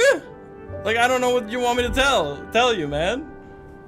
I don't get it. Anyway, you're pissing me off. Okay, I need to bring these items. Let's so the spinning top we don't know, but the rest I think we do know. The watch, the wallet we don't know either. I would like to bring the watch to the lady, because that's the husband's lady. Right? That's in 307, I think. Yes, but she's gone, so I think they're all gonna be like in the same spot now, probably. Yeah, I mean, I feel like she should return them and like apologize, right? Just explain the situation. Because now we're going to be returning them and then they're going to think like I did it or something. I don't know. We're like involving ourselves in this situation like unnecessarily. But anyway, I think we don't do that here. I think we move to the next area. Yeah, here we go. Open. Wait, Sophie, you should return Oh, we're the just gonna stolen put them objects in the before you rooms leave. and like act like nothing happened? Is that what we're doing? We're just gonna be like, yeah, they're back. They're in the rooms now. Oh, they're not gonna like suspect the house from doing this? Oh, I guess this is what we're doing. Okay, so we're placing the watch here. Because this is the lady, right? That was the lady. You can't see the watch there, but just, I think this was the lady. And then the rosary is for, what was his name again? Caleb, right? Caleb? I think it was Caleb, but he doesn't, he is like one of the workers, no? He's like the piano player in the restaurant. The wallet. Ooh, this is tough. Spinning top. A child's toy looks like something from the 40s. Old wallet. Well, just falling short of the meta. Oh, here we go. Claudia Strong made a strong finish. So is it gonna be Claudia? I've not heard this name before, no? I don't think so. Oh, is it the Lucky Charm, the spinning top? That could be. The broken watch is done. I mean, it's the only thing that's a Lucky Charm out of all of this, right? I guess it could be. Yeah, let's try. I mean, I don't think it's gonna confirm my choices until we end it all. You're the person, the winemaker, right? You want the spinning top. And then I guess the wallet goes into somebody else's place. like it can't be the same person who also missed the wallet. They didn't never say who missed the wallet, This right? is vacant. Well, I guess There's it's no point literally in one snooping room around left, an empty no? cabin. This is the lady... No, wait, we haven't cleaned this one yet, did we? I didn't inspect this one. Thank you for visiting. This one I cannot read at all. It was so lovely having you two over, though far too brief. I hope you know that you are always welcome here and that we would all be delighted if you decide to come back for good, especially little Stefano. I saw how quickly he grew attached to his zio e zia. What does that mean? And I'm assuming it's Italian. I understand you are not ready yet, but as Mama always said, ci si volta e ci si gira sempre a casa va finire. Translation? Something... I have no idea. What do you say? Family will always be there. Oh, it says it below. Family will always be there during times of hardship. That's what it means. Have a nice trip, con amore, Rosella. Maybe travel a little lighter next time. You got a lot of... What is that? Salt and pepper? I think. Why are you taking 100 salt shakers? Aw. Oh, aren't these just the cutest? It's too bad they smell so burnt. What? They smell burnt? Uh-oh.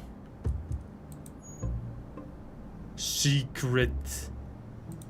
There's always something in the vent. Well, you never let me check the vent before, so obviously this time there was something in the vent. Clean, clean, clean, clean, clean. Place. Sussy vent. Gifts. What are these? Last towel. Achievement? No achievement for placing all the towels? Come on now. What is happening?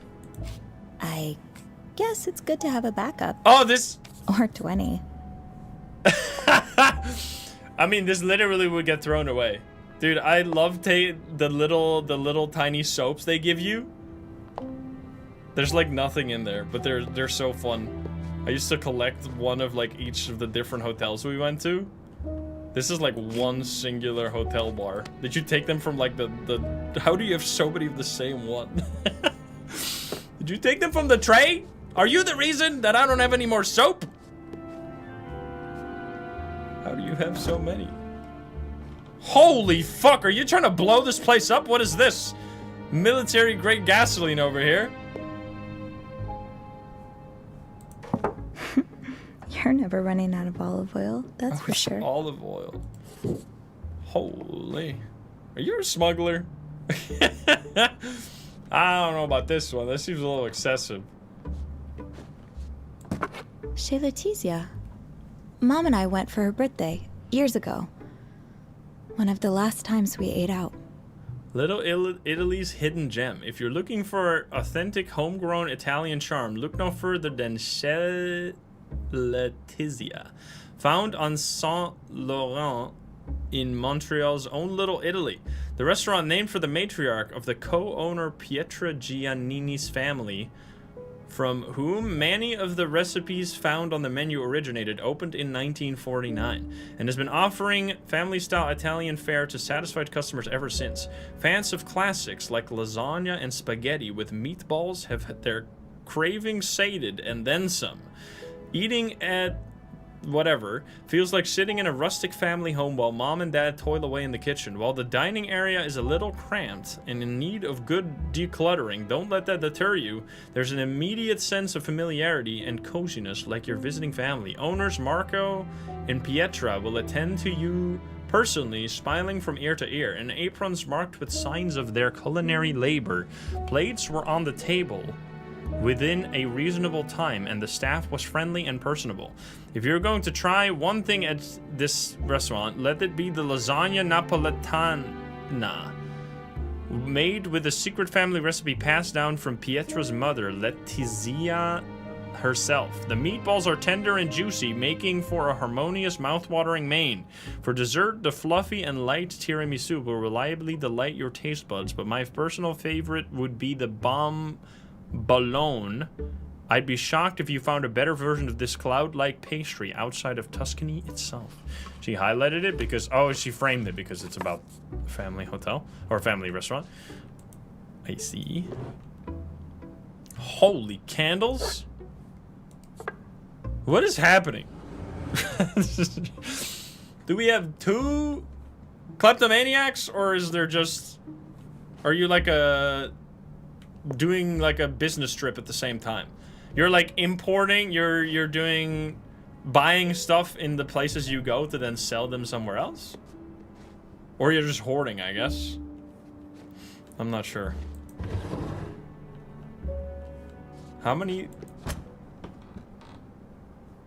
That's 11 massive cans of olive oil. That's crazy. How would you even use all that in your lifetime? I guess you give it to... Maybe she's like gathering lots of gifts. Or maybe it's like business... Wait, because she owns a restaurant, right? Maybe it's like fancy... Oh, she's collecting fancy ingredients for the restaurant. That's what she's doing. She's collecting olive oil from Italy. That makes a lot of sense. Let's see this one. The Liberty Press. So scared she'd have to live through another war. President respond. Yeah, we already read this one. Well, we didn't read it up anyway. Harlem riots as a result of decades of pent-up tension, says expert. Dr. Harrison Taylor, a professor of sociology at New York University and author of several books focused on race relations, reminds us that the riots that took place over the course of the last week in Harlem stem not from a single isolated incident, but from the decades of pent-up tension and injustices. Taylor cites a number of factors beyond the inciting incident, that was the shouting and killing of James Powell, highlighting numerous infrastructural failings, within the Harlem area, such as a dearth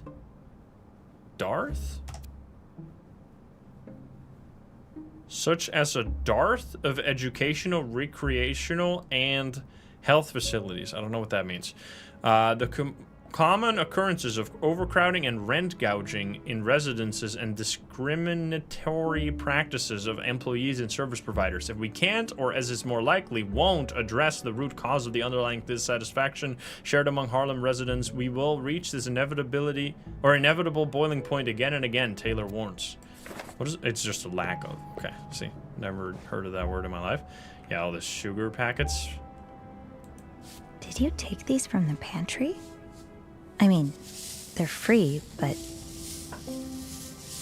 It's free?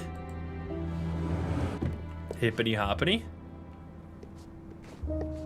I think we're done here. We can't really clean anything when your bed is covered in stuff. Oh no, we didn't do this one. Can I open it? No, move. It's a key though. It's locked. What's the candle for? Probably for the tables, right? For the food tables. Do we place the wallet here? Where's the key? I don't think we have seen a key, no? Toilet? Oh, I didn't even clean the toilet. Almost got fired right there. Huh. Dodged a bullet. Sounds like something's preventing the toilet from flushing. This one had nothing in there, right? No, go, yeah. I hope that's not what I think it is. That would be sad as fuck. And then we have all the... What's that? Tea as well. Key in the toilet? Wait, did I miss it? Wait. Aha! Sneaky! It does, because there's only like a few things to interact with. It doesn't really allow you to get stuck very often or very long, because you just click on everything and you'll get it eventually. Holy money. East Coast Railroad, New York, Montreal. Non-transferable tickets subject to tariff regulation. First class coach. Special charge for extra baggage. Okay. Oh, no. Oh, that's no good. I bet you lost everything to the war. You must be terrified to lose it all again. Is this, wait, did the restaurant burn down? Inspect, I was about to say, if that says take. There's at least $200 here. Good lord. Okay, wait, we have wallet. There was something about Canada, no? Is that, wait, is this the lady from the thing? What's the name again? Where's the plan? Cabin's plan. Marco, this is Marco at Pietra Giannini, right? And we have the wallet, which has a wallet with some Canadian bills and a newspaper clipping folded in the middle. This is the only Canadian, like outright Canadian that we've seen, I think, maybe? I mean, I guess the ship started at Montreal, so... I mean, if there's any, I don't think there is any other place we can put things, right? Because this was the, let's go past the rooms again. Just make sure that we did it right. This is the, oh, we could be here. So the question is it here or is it there? Well, I'm assuming this was a New York construction company family business, right? And this is the mother-in-law. This is the wife. So I'm assuming... Oh no, this is not the wife. This is the other place, the other lady. I don't think that would be the place to put it. Claudia Strong is their daughter. Yeah, I need to put the key back. You're right. I'm just checking if we even put the wallet there. And then this was the spinning top. That was the lucky charm of the racer. That makes a lot of sense. And then this one, nothing obviously, because this is the person that stole the stuff. So I think that's it then. We should put it at the Canadian lady. And I mean, I'm assuming the spinning top is what we were looking for, right? Like, we don't super know if that's the case. Like, if that's the lucky charm, but it seems like it could be a lucky charm to someone. Also, she has a bunch of ashtrays, right? You can't just do this, man. Like, this is... I know it's like there, but it's not free. Like, this is free. Like, you can take this. Like, it's kind of iffy. Like, if you just ask, it's better. Like, if you really think that if you were to go to this lady who will just like do your every whim, and you would ask for like 20 packets, you could have gotten more. You could have been like, hey, can I get like 50 packets of sugar? I run a restaurant, and we like to use ingredients from our travels to add little anecdotes to the stories we tell to guests we have at the tables. Like, they would be like, oh, here, take the sugar, and then take this and that, and like that would be such a good business deal, because then it would be marketing. It would lead to like lifelong business relationships potentially. Take the whole boat. Right? Like, am I crazy for thinking that would be a much better way to do it than just take everything? Take all the soap, take all the things, take the ashtrays, take 1,000 newspapers? Like, are you kidding me? My goodness. All right, whatever. I guess I'm giving you your wallet back. Here, you get the money too. That should be everything. Now all that's left is Caleb's rosary. Just He'll be take done the his shift whole soon. lot. I can wait for him Let's in the put the break key room. back. Key. Put the key back. Close. Dude, nobody will know. Move. Did I lock this? Did I lock it? I'm not sure if I locked it. They might notice. If I didn't, whatever. I did? Okay. I think that's it then. So then the one person has nothing, but I think that's just, like, the lady has nothing. The mother-in-law. Or the mother of the businessman who died. I think this, and then the rosary is for Caleb, of course. So let's put our stuff away. Boom. We don't have a towel. Oh, we do. Pull the towel away. Then we have a wank. You returned every dirty towel to the chute. I don't get a wine glass achievement? Wait, does that mean I'm missing wine glasses or what now? Excuse me? Is there a save system in this? I'm assuming it saves with quick save or something. I don't know if I did an oopsie doopsie. The coworker's lighter is for the locker. That's not gonna. We can't solve that here. I think we go. I think I closed everything. If I forgot something, I'm gonna feel real silly. But I think we did a good job. So let's go out of here. Open. We did it. I'm pretty sure. So we can go to the break room. And it should autosave as well in case we really messed things up, but I don't see what we could even do anymore. I think we did it all.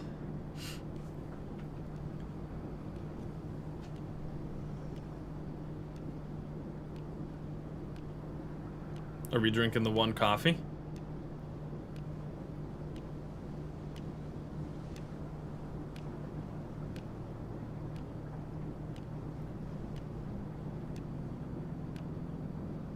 TikTok? We should put the lighter in Theresa's thingy. What is happening? When the time is right. I forgot about the letter.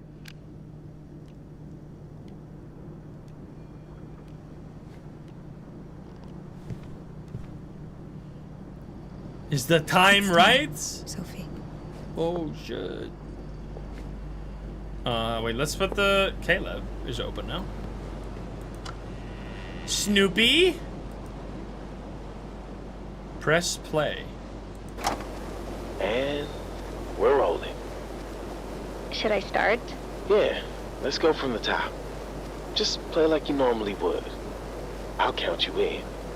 And a 1, 2, 3, 4.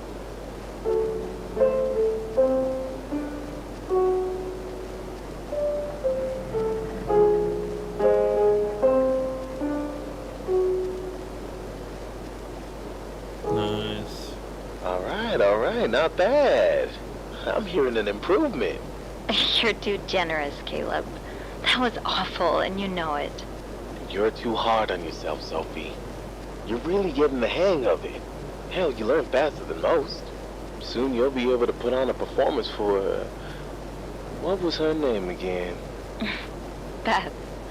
Yeah, I can't wait to surprise her. Maybe she'll let me play for the people at her bar. Let you? I'm sure she'll be honored to spotlight such an up-and-coming talent. Oops. Let me switch this off. We don't want to listen to hours of us gabbing away. Yeah, I mean, so, in case you weren't paying attention, the clear setup at the moment, because I saw people, like, saying it as if it was a revelation, but the clear setup that they're doing is that Mrs. Adams, the lady whose wife or husband passed away, is in a, like, relationship with the other lady whose husband passed away, right? That's where it seems. I mean, unless I am reading into things that are not supposed to be read into, but it seems like pretty clear that that's what they're setting up. Now they might throw a loop and it might not be what's happening, right? But that seems to be the setup here. At least that's from all the details, like the 2 wine glasses on the. Like, I know I was crashing out on it as if it was like a super revelation, but like it seemed like it was pretty clear. Plus, it would also kind of make sense because remember the lady, Mrs. Adams, whose husband died. She was talking to somebody on the phone about how she looked in the dress, which could not possibly have been her husband because her husband is dead. And she had a letter that was like saying that her husband was like, was gay, right? Which might mean that they were both gay and they were just in a relationship out of like ease, you know? What is that called again? There's like a name for that. Forgot the name. Does anybody remember? Anyway, there's a lavender. That's what it is. Lavender marriage. Yeah. Aw, Caleb. You didn't have to. I should put it back and pretend I never saw it. Mom hated when I found my presents too early. Put it back. This must be Caleb with his mom and grandpa. They look so close-knit. Mary, Louise, Rupert, and Caleb. Easter Sunday, 1953. Okie dokie. Close. And then we need to open the letter, but shouldn't we place the thing in Theresa's? Where's Theresa? Theresa. Place the lighter. There you go, Teresa. I don't want to encourage your smoking, but I don't want you stressing out either.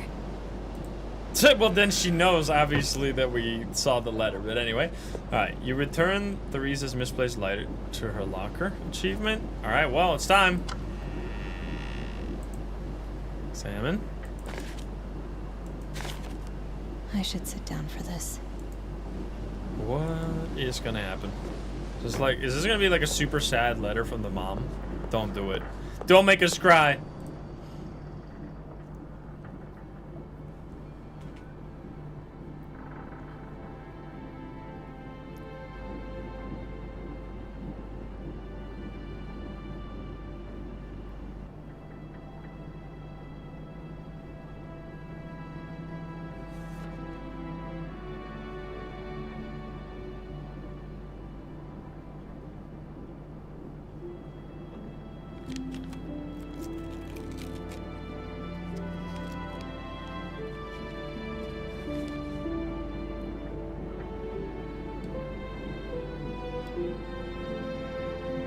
Uh-oh. Here we go. Sophie, ma chérie. Believe it or not, I woke up before dawn today. It's been so long since I've sat out on the balcony. I should just read. This is too hard to read. I'm sorry. I woke up before dawn today. It's been so long since I've sat out on the balcony in the quiet of the morning, alone, unbothered, before even that creepy Mr. Ballinger is awake. Tant mieux. Mieux? I don't know. I can relax without him staring at me from the other balcony. I know you insist that he's harmless, but why would a man living alone hang out so many clothes to dry? They can't all be his.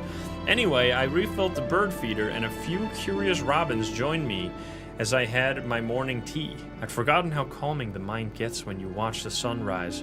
I feel like myself again, but I'm well aware that these moments go as quickly as they come. With my heart in the condition it's in, I don't want to take any chances, so I'm writing this out now, before the clouds return. I hope that if you're reading this, it provides you with comfort in the wake of my passing, or perhaps you got your hands on it beforehand. You've always been so good at finding my hiding spots. How many Decembers did I spend moving your Christmas gifts from one closet to the next, trying in vain to keep them out of your grasp? I know that I've been spending more and more of my days in a haze, and I know that I've pretended that wasn't the case. But what mother wants to admit that she's become dependent on her one and only daughter? They can still hear your grandmaman's voice as she told your Aunt Gazelle and me, I'm so lucky to have daughters who will take care of me when I'm old and gray. Oh, how I loathed the thought of such a life.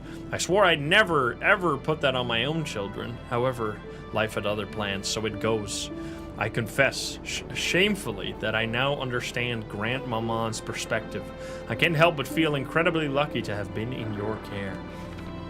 That said, please know that I see the way you rub your eyes after a long workday, humoring me with sweetness and patience. I hear you try to hide your disappointment as you find excuses to stay in with me instead of going out.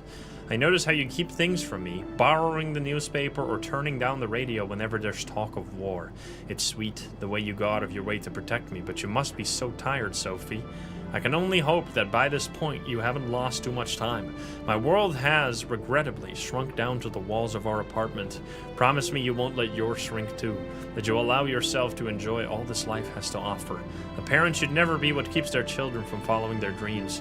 I'm afraid the guilt of having been that for you for so long will surely follow me into the next life. I'm deeply sorry, ma belle. Thank you for bringing Beth around to the apartment, and I apologize for anything untoward that I may have said in her presence.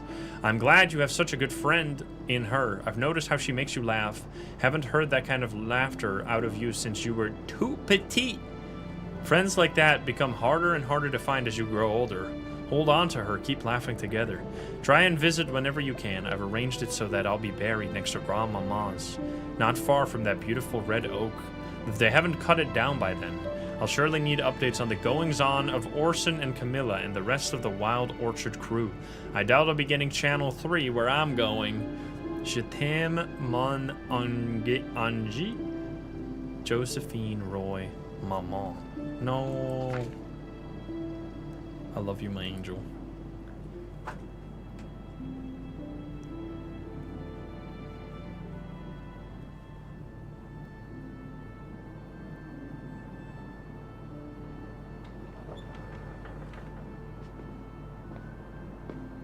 Oh, hi, Caleb. Hey, Sophie. I suppose you weren't able to find my rosary, huh? Actually, Oh. Thank you, Sophie. Really. you're welcome. I was resigning myself to the idea I'd never see it again. But here it is, back in my hands. You've really turned my day around. I try to use my snooping powers for good.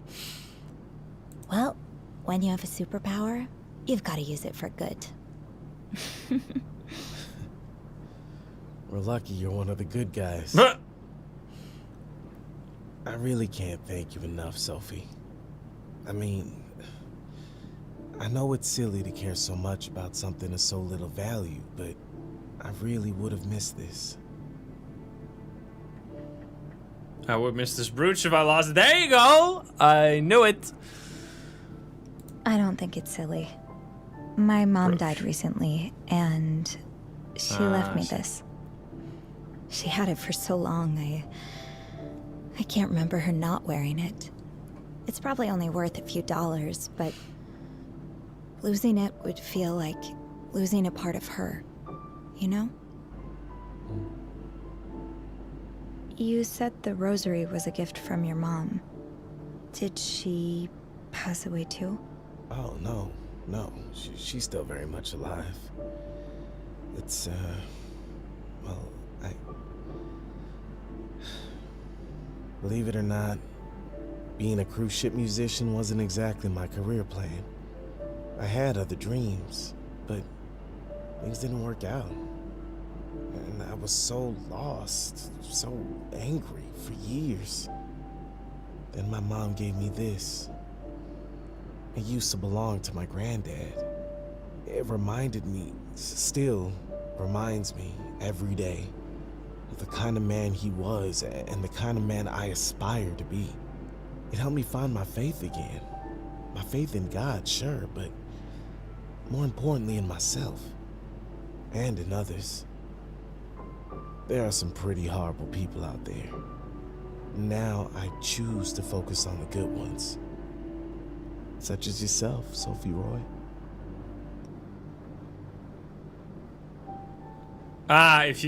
Somebody was just saying this in chat. Like, if you didn't have a partner, you could have a romance with Caleb, but like obviously we have a romance with Beth. I do what I can. I'm glad you told me the story. Thank you for sharing this story with me. I'm sorry if this was a little heavy. No, you can always talk to me about anything. We all have difficult times. It's easier to get through them if we have someone to talk to. You're right. Thank you for being such a good listener. Mission accomplished? Maybe? Ah, Sophie. Come in. So I've heard you've solved our little mystery. Yes, I did. Well, tell me, who's the thief?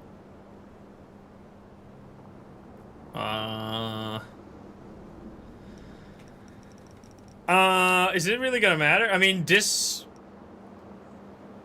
not like he's gonna send her to the cops, no? I feel like you could explain the situation, but I don't think it achieves anything. I just wish that the lady would have given... I think the lady needed to go through a little bit more character development, because it's too easy to hate her now for stealing the stuff. Even though, like, obviously, like, she had, like, a compulsion to steal, so it wasn't, like, necessarily her fault, but, like, she did still steal. Like, let's not take that away. So I wish they would have, like, made... I mean, I understand for the gameplay that wouldn't really have worked, But it would have been nice if she, like, apologized. Just gave the stuff back and apologized for the people that she stole from. And just, like, I guess maybe that would have been, like, unnecessary drama and, like, some people wouldn't have understood. But, like, I don't know. It just kind of turned, there's, like, no consequences and it turns up to nothing. And, like, I mean, I think we should choose the right one. Like, I'd rather keep it to myself because I don't think it really adds anything. But I do feel like she didn't really, like, achieve any character development, and it might just happen again, right? She doesn't get any help. She doesn't get any like, because if it truly is like a compulsion she can't help whatsoever, she should be getting help. Like, the solution is not steal everybody's most valuable possessions for the rest of time and, like, ruin other people's lives in the process. That can't be the solution. But, like, I don't know if saying to this guy that she's the thief is really gonna have the desired consequence. So I don't know. I just don't know. I would love to choose both. I don't know if we can reload this, because I would, if this leads to her getting arrested by the cops, I wouldn't want that. So I guess I'd click this one because of that then. Because, like, I don't think that, I think in 1964, I don't think there's gonna be much of a, like, I don't think that's gonna hold up in court. Maybe it would nowadays. I don't think it would get you fully admonished. I mean, there wasn't really anything of, like, a big value she stole, right? Like, I don't know, can you put, like, you can't put a value of sentimentality on an object and, like, claim that as the value in court. Like, you couldn't say, this item is worth $5,000 to me, thus this must be a felony. Like, I don't know what the limit is, but there's, like, a limit of, like, when something becomes a felony because it's, like, too expensive, right? Isn't that a thing? So I don't think you could say, like, this watch means the world to me, thus it's, like, worth $100,000. There was a wallet, but I don't think there was that much money in there as well. Let's do this one. I think this is the thing that comes most naturally to me. If you don't mind, I'd rather keep that information to myself. What? Why? I don't want the thief to get in trouble. They didn't have any bad intentions. And they told me they'd make sure it doesn't happen again. Well, you've proven I can trust you, so I'll take your word for it. Thank you. No, thank you. Did they say that, though? I just spoke to Caleb. He was so happy to get his rosary back. Yes. It sounds like it means quite a lot to him. And he means quite a lot to me. He's a good guy who's been dealt a pretty shitty hand. I'm glad this story has a happy ending for him. Me too. Speaking of happy endings, tell me, how does Sophie Roy, head stewardess, sound to you? Head stewardess? You mean... The position's been vacant for quite some time. I was waiting for the right candidate, and I think I found her. You've handled our little predicament brilliantly. Everyone got their items back, there was no scandal. I didn't get yelled at by the cruise line. I really couldn't have hoped for a better outcome, and that's all thanks to you. So, what do you say? So we put the items in the right places, otherwise this wouldn't have happened. I would be away from my partner. Aren't we already away from our partner? Do you think I'm qualified? Let's ask that first. Well, I'm not sure I'm qualified. I mean, I've never managed people before. I know how you feel. I was pretty terrified the first time I had people looking up to me, waiting for me to guide them. I thought, how the hell can I tell him what to do when I don't even know what I'm doing? But the trick is to do it anyway, you know? And after a while, you realize you do actually know what you're doing. Yeah. Fake it till you make it. So this doesn't, I don't know if this means that it's gonna, like, lead to, it might unlock a separate choice, but I don't know if this icon is the same as this icon. Like, does this mean it goes, it's like we're saying no? Or is it just, like, inquiring about something? Like, I would click this if it inquires about something and not if it just flat out refuses. I'm assuming it doesn't refuse it because it doesn't say that at all. So, I mean, if we're gonna make more money and, like, have a better job, we can quit this sooner and, like, have more money to send home and stuff, right? It's just, it wouldn't really make sense to refuse this. I don't know. Let's click this. This would be more of a long-term position, right? That's the idea, yes. That would be a long time away from my partner. Ah, well. yes. One of the drawbacks of our glamorous seabound profession, I'm afraid. It's not impossible to navigate, though. Between cruises, you'll still have plenty of time to spend at home. That's true. It's just, we've both been so busy. It's been hard to find time to be together at all lately. In that case, maybe he'll want to come aboard for a little holiday sometime. I'm sure we can work out a discounted price. Yeah. Yeah, that would be nice. So, can I count on you? I'll do it. There's no choice, so I'll do it. All right. I'll do it. Excellent. You'll do a wonderful job. I just know it. Thank you. It's funny. I came to work on this ship just to get away from Montreal for a while, but now I'm thinking this is exactly what I needed all along. She's way out of his league. Oh, I agree. A soap opera actor? No, no, no. She deserves an A-lister. I always thought there might be something between her and Elvis, but Oh, finally someone gets it. Everyone told me I was crazy.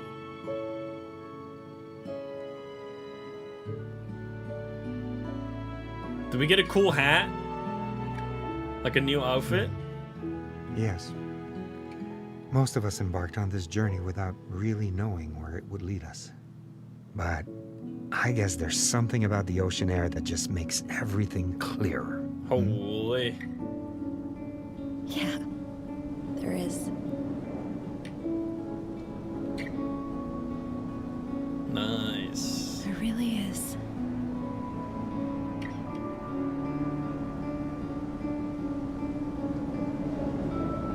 Holy sun. now we get hit by an iceberg. Yep.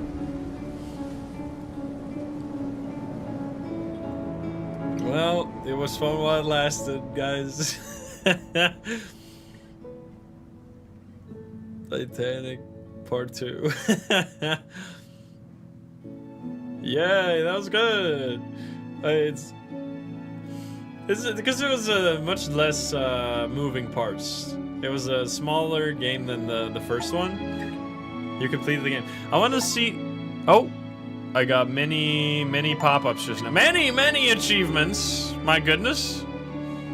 I want to. Let's get through. Okay, the cast here. Production team. I want to open my Steam overlay to check the achievements. So it's gonna lower the music as well. It's kind of nice music though. Let's chill with the. I don't know how many people worked on this, how long the credits are gonna be. Seems like there's quite the team, probably the team from last time too. So if you like that, I highly recommend you check out the. I'm gonna check the achievements in a second here. I highly recommend you check out this bed we made. Like you can play it yourself or watch the video that I made on it, because it was just this but more. I really like how this game, like, actually the details actually mean something. And I also like, so in this one they don't even tell you that they were already involved with each other. I mean, unless I was really reading into things too much, but that's like clearly what they're setting up though. Am I going crazy? Like the 2 wine stains, the lipstick on the wine in the room. Like the lady also had 2 wine glasses in her room. Plus, wait a minute! It's guaranteed because the wine glasses weren't there, no? Or were they? The wine glasses that made the stains on the bathtub weren't actually in that room. They were in the other room. Right? I don't know. I don't think they were there. I think I didn't clean them up right there. There was just the one, right? Yeah, so they moved. There was the one, and the other room had 3, right? The other room had 2 on a tray table and 1 on the table. Total combined is 4. Each room has 2 wine glasses because obviously they were meant to be like couple rooms, which makes sense. So that they moved the 2 wine glasses from the one room to the other room. But then wouldn't there be... Anyway, I don't know. There would be 4 in the other room. Oh, no, but they knew that there was only 1 person in that room. I'm not really sure. But, I mean, it seems clearly like that's what they're going for, right? And I didn't see any lipstick anywhere because only one of the glasses had lipsticks on it. And they were talking on the phone. So that's like just a side detail. Which she did steal the watch from that person as well. But yeah, it was a compulsion, not like a She wasn't like trying to be evil, but still, that's the one thing in the story that I wish they would have done something with, that they would have like... Sophie speaking. Oh. Hey, Bean. Beth, are you okay? It's all gone to shit. Oh, next game? I think I'm done, Sophie. I hate to do this, but I need your help.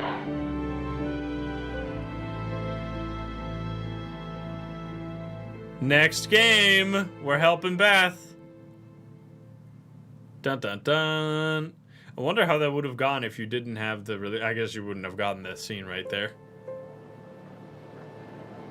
And then we go back to the... Yo, that was fucking sick. So yeah, the only one thing... So I loved it again. This was really fun. I really liked the actually rewarding you for paying attention and like looking at all the details of the different rooms and the way things are placed and the way the characters move and act, and the voice acting was great. The music was awesome. Like, it was all just really good. The first game obviously is just more as a longer game. It's like I forgot how long that was, but like that was a full stream and even more, I think, especially when we did multiple endings, because it does seem like there are multiple endings. So let's quickly check the achievements, right? So I got 13 out of 21. We got like a ton of achievements just there at the end, like all of these here. Let's see. Gary promoted you for successfully handling the thief situation. That's why. So we did everything correct. Your actions have allowed a new friendship to blossom. Or a matchmaker. There we go. I was never there. You left no trace of your snooping in the guests' cabins. We didn't leave any trace. And we have completed the game. Then what are the achievements that are still locked? Let's see. You returned every cup. I missed a cup. No. You started a new game without carrying over any choices from this bedroom. Okay. You rang the bell in every occupied cabin. You cleaned every cabin perfectly and delivered all drinks and telegrams. I guess I missed like one cup somewhere, which lost me both this achievement and this one. You flirted with the colleague. Well, you can't do that if you have the relationship already set. I'm going to show the hidden achievements. Let's see. Through the grapevine, you gossiped about Grant Hudson with Virginia Adams. We did not do that. Failing upwards. Gary promoted you to keep you out of passengers' cabins. I guess if you if you did stuff wrong, you could have gotten promoted anyway. And then the last one. You carried over some heavy consequences from this bed we made, but found out it was all worth it. Pen pals in crime. Oh, so there was one option where they got arrested, and we chose that we did not get arrested because that was the first ending we got, if we remembered correctly. So if you chose that one, you would have gotten this achievement. I see. So I mean, it seems like minor differences. Like, it doesn't seem as heavy as in the... It seems like we got the best ending as far as I can tell. And in this bed we made, which was like a little frustrating, but also like is good for a game that I don't think any of the endings were like straight up the best, and I don't think we got the best one right away. There was a lot more gray area. Like here, the main gray area was like, do you blame the lady for stealing because she has like a compulsion, like a disorder to do it? Which that was the only thing that I wish they did a little bit more character development with. I feel like I'm not saying that she should go to prison for this, but like she doesn't really get any consequences and like no development at all. Like, yes, she says she's not going to do it again, but like the whole problem is that she didn't want to do it in the first place. It's not something she's choosing to do. It's something that like she's doing like against her will, kind of. So her saying that she's not going to do it again is not really going to change that problem, no? So I feel like they should have done a little bit more with that and maybe like given us the ability to like help her or something, because I feel like that's just going to like be a problem for her. Like, it's going to suck for her later. Like, it's not like that's going to solve itself now. So yeah. Anyway, I feel like that's the only thing that they could have done a bit more with. But maybe something happens with that. Like, maybe the friendship between these two people blossoms and then the stuff comes from there, and it'll be okay. And they'll solve it together, or she just needed love or something because she's just like obviously lonely when your husband died. That seems awful. And like the mother-in-law seems like straight up evil, obviously, because it really made sense what she said, right? That like everybody grieves in their own way, and like sometimes it will still hit just as hard when like somebody has like a long-term illness that like creeps up and like eventually like somebody dies to it. Like, yes, you can see it coming, but to some people, the moment it happens will still feel like a shock, and to others, the process being like more gradual will lead to like different, not necessarily easier, but different forms of grief, right? So like the mother-in-law saying that the lady is like not grieving enough is like so cartoonishly evil, it's crazy. Like, obviously that's fucked up. So yeah, and then I guess she was like choosing to, I don't know. It doesn't necessarily, I'm not saying the lady is like fully good, by the way. Like, first of all, obviously the stealing, even if it was a compulsion, is not good, obviously. Plus there may or may not be other things going on. Like, it could still be that she's like also done stuff wrong, but we can't really tell based on what we saw right here. And I really like in these games that like there's a bunch of side plots you can discover. Like, you can read notes, and like the little story of the guy, like the race driver, right? That had missed like his lucky charm. That had like a several letters that we could read about it. And obviously the two stories of the... I really like that detail of the lady, assuming that they are like in a relationship, which may not even be true, I don't know. The two grieving ladies, if they together in some way. The like little notice that she tore up, right? The notice, the super strange letter. Like, what an insane person to send a letter like that. Yeah, hey, by the way, I hate to tell you, but your dead husband is actually gay. What an insane letter to write. Especially in the way that it was written. Like, it was somewhat written in like a supposedly, like, I am so sorry I have to tell you this kind of way. It's just like, okay, dude. I think she knew. I don't know. That's what I think based on the little details that we can tell. But let me know what you think about all the stuff in the story. I thought this was great. Once again, I'm definitely going to be checking out. I think they're setting up another one. We're going to be helping out Beth with whatever's going to happen. So in this one, there wasn't like a straight up crime and murder, which the original game, there's like actual crime that you're going to have to deal with. So it's a bit more... It's not like a horror game, but there's like more... It's more like a thriller aspect to it. Like here, it was a little bit more lighthearted. Like the only thing that happens was like things got stolen, which is not like the biggest deal. So yeah, it was a bit more lighthearted, but I still had a great time. I thought this was awesome. I think these people really care for like making good games, and they do a great job at making like a whole package. And I really like these short games. I think short games are underrated, man. Like, I don't know if this is still the case, but like there used to be a time when like if a game didn't give you 60 hours of gameplay, you would be like mad about it. Especially, it helps that I'm a streamer, and like the shorter the game, the more quality over quantity, the better for me. But like, I also just like as a person have been really enjoying like the experience of like getting a game that I like buy and then play and then I'm done with. I really like the older I got, because I used to be like that where I wanted a game to just keep going forever. But now the older I got and the less time I have to actually chill and sit down with games, the more I just want a game to be like something I go through, I finish, and then like literally like figuratively as a book, like put it back on the shelf. I think that's been like much more satisfying for me as like a gamer as I've developed like playing so many different games as well. But anyway, let me know what you thought about the game. Hope you enjoyed it. If you're watching it over on YouTube, if you're not subscribed, please do so. If you like the video, like it. If you dislike it, dislike it. And if you want to join the lovely gamers here in chat, you can join us over at twitch.tv/Instagram. Get the link in the description down below. Thank you so much. I'm gonna see you in the next one. Bye guys, have a good one. Bye bye. Yes, let's go. That was awesome. All right, we don't unfortunately have enough time to play this game because this game is like 2 to 3 hours long, which is far too much. So we're gonna be doing these other ones here. Let's see. I don't know if we can play both of these because I think these together would be kind of a cool package here. 1 second. I think the additional dimension. Let's do this one. Or actually, let's start with Your Happy Place. Because it's kind of a chill game, I think, this one.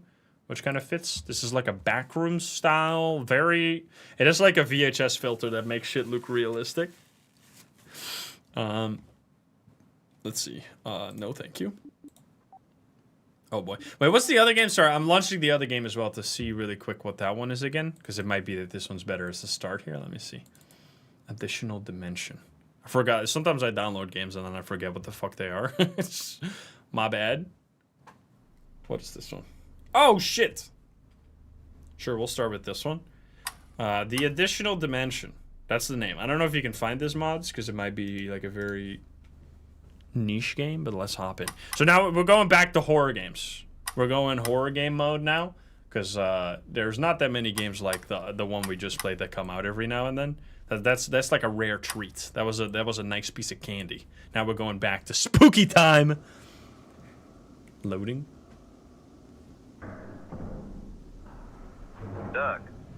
Doc, do you copy? Finally, the signal's through. Listen, the mission is about to begin, so I have to read you the protocol line by line, according to the manual. Right. Protocol 324. By order of the Institute's Party Department, regarding the implementation of the Deep Spatial Probe. 3 hours Oh my ago, God. our experimental team confirmed In the middle. theoretical model of Comrade Professor Yakovenko. The Lenin State Collider has successfully accelerated a particle to, exceed the speed of light, which created a breach into a completely new dimension packed inside our world. Operation Codename Expedition Number 1. The date is July 7th, 1970. Okay. Oh my It is a God. great honor for you to be the first human step into this new frontier of Soviet science. Your only task is to deploy the sensor array, activate the transmitter, and get the hell out. The elevator is reaching the terminal deck now. Good luck, comrade. Bring us some good data. Okay, if you didn't, I'm sorry if I was distracting by moving myself around. If you didn't catch all of that, they figured out a way to make particles go faster than the speed of light, and it created a separate dimension. And now we're going into that dimension. So let's check it out. What is happening? Oh, I got my biohazard suit on, as you do. We're going backrooms mode. Also, stay hydrated, everybody.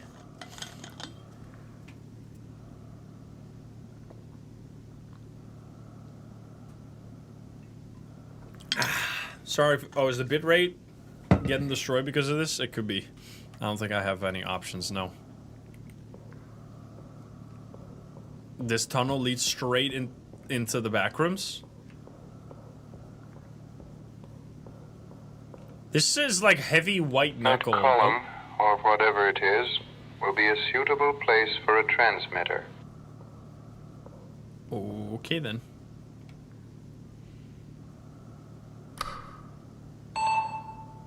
Beep. Okay. I can see the data is coming in. Signal is strong and steady. Good job, Doc. We're wrapping things up here. Come back to the elevator. Okay then. So we're placing a transmitter. Is this already the other dimension or what now? We're gonna learn. Comrade Petrov, we might have a problem. I don't see the exit. Comrade Petrov, do you copy? Please respond. Oh my god! Heavy bass heartbeat. My ears are vibrating. Where the hell am I? Okay, so I tried to go back. It led me back to where I was already at, and now we are in hell? Question mark? That was me talking, right? Oh.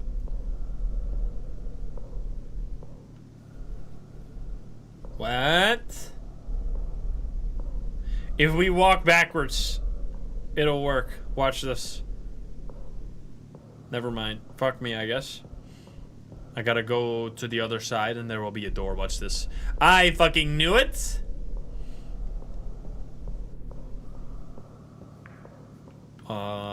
Shadow?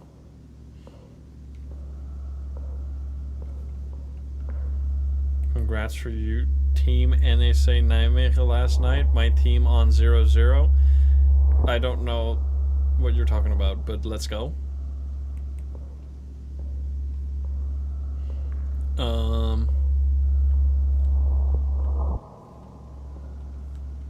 There's some bloody shit going on. Is there gonna be a monster in here? What the hell? This is our Collider project calculations. But how is this possible? Wait. The transformation matrix. It's completely different. Why would it depend on time if...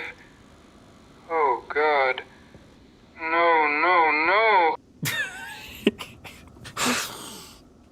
Is anybody else just got like... Have you ever seen... This is gonna be a deep cut. But has anybody ever seen the meme of the, like, old guy acting in a porno that goes like, I'm a virgin. No. Does anybody know this or just me? That's what that was the guy. Don't do it. I'm a virgin. No. That's this, dude. Do you know? Okay, I'm not the only one. I thought people would think I'm crazy. It's so good. It's the exact same cadence that he just used. That used to be the shit, dude. That's an old one right there. That's for the old heads in chat. No, don't do it. Holy. All right. Anyway, how do you know that? You should have been there. You should have been there. Why are we asking you? Some people are asking for a link. You're not gonna get a link, bro. If you search that on YouTube, you're gonna be getting terrible recommendations from that day forward. I'm in the shadows right now. You're doomed. It's Jover for you. Okay, we came from... I'm getting lost, guys. We came from there. Should I have known where the direction I have to go? I'm not sure, but I'm gonna go this way. Uh-oh.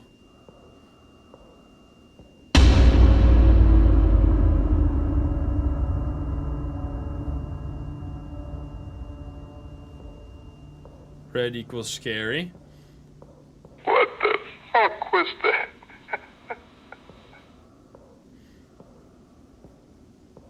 That's not what it looks like.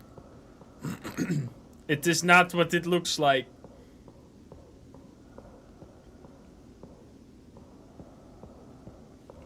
Where am I right now? So there were hanging bodies. That's fine. Maybe. I think we're never getting out of here. But let's have fun while we're at it. We haven't seen a monster yet, which is at least positive. But a lot of blood, though. Don't do it! No! Don't kill me! In the name of God. An established base camp? Look at those crates. December 11th, 1985. Wait a minute, that's 50 years after we went in here. Exactly 4 hours ago, we successfully breached the anomaly. Spatial deviation from the primary target coordinates was roughly 10 seconds. Well within expected margins. We have located a sector with a Jakovenko coefficient of approximately 0.862, which makes it stable enough to hold a camp. Oh, there's more? 1985? Is this some kind of sick joke? Wait. Those equations I saw on the walls earlier. If the variables were... Yes. God. It actually explains this. But it also means... I'm fucked.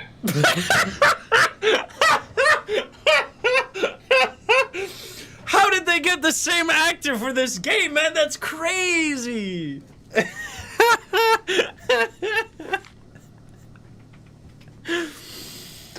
Expedition morale is exceptionally high. Only the chief remains grim. He has been staring into that sealed KGB folder since morning. Perhaps he simply skipped sleep. Chernenko, on the other hand, is practically ecstatic today. I have never seen that bastard so enthusiastic. No matter, we are standing at the absolute vanguard of Soviet science. Our breakthroughs here will permanently cement the party's dominance over the decaying West. Senior Field Engineer Stepanov VI 4. There's a bunch of food and shit. I see. Let me guess, we need a lever or something? Interns note, the very first thing we did after arriving was install the security system. Now, if you want to enter the team quarters from Sector A1, you must scan your ID card. When I asked why we even needed this, considering we are the only people here, Stepanov just said it was a direct order from someone named Krasnov. I don't recall any professor by that name. Anyway, soon I will be participating in my first field mission. I absolutely cannot wait. Semyonov AP. Semyonov AP. Alright then. I don't have no key card. We're gonna have to find one.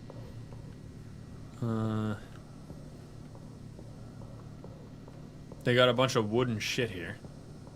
I'm assuming they did not build the tunnels. Hello? There's a dude?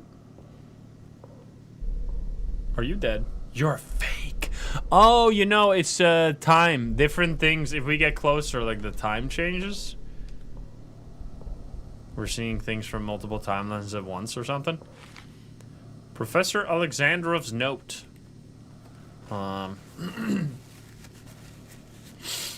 Initially, we were told that we were the first, the vanguard of science, doing great work for the sake of the party, but right before we moved out, Colonel Krasnov from the KGB handed me a folder stamped top secret.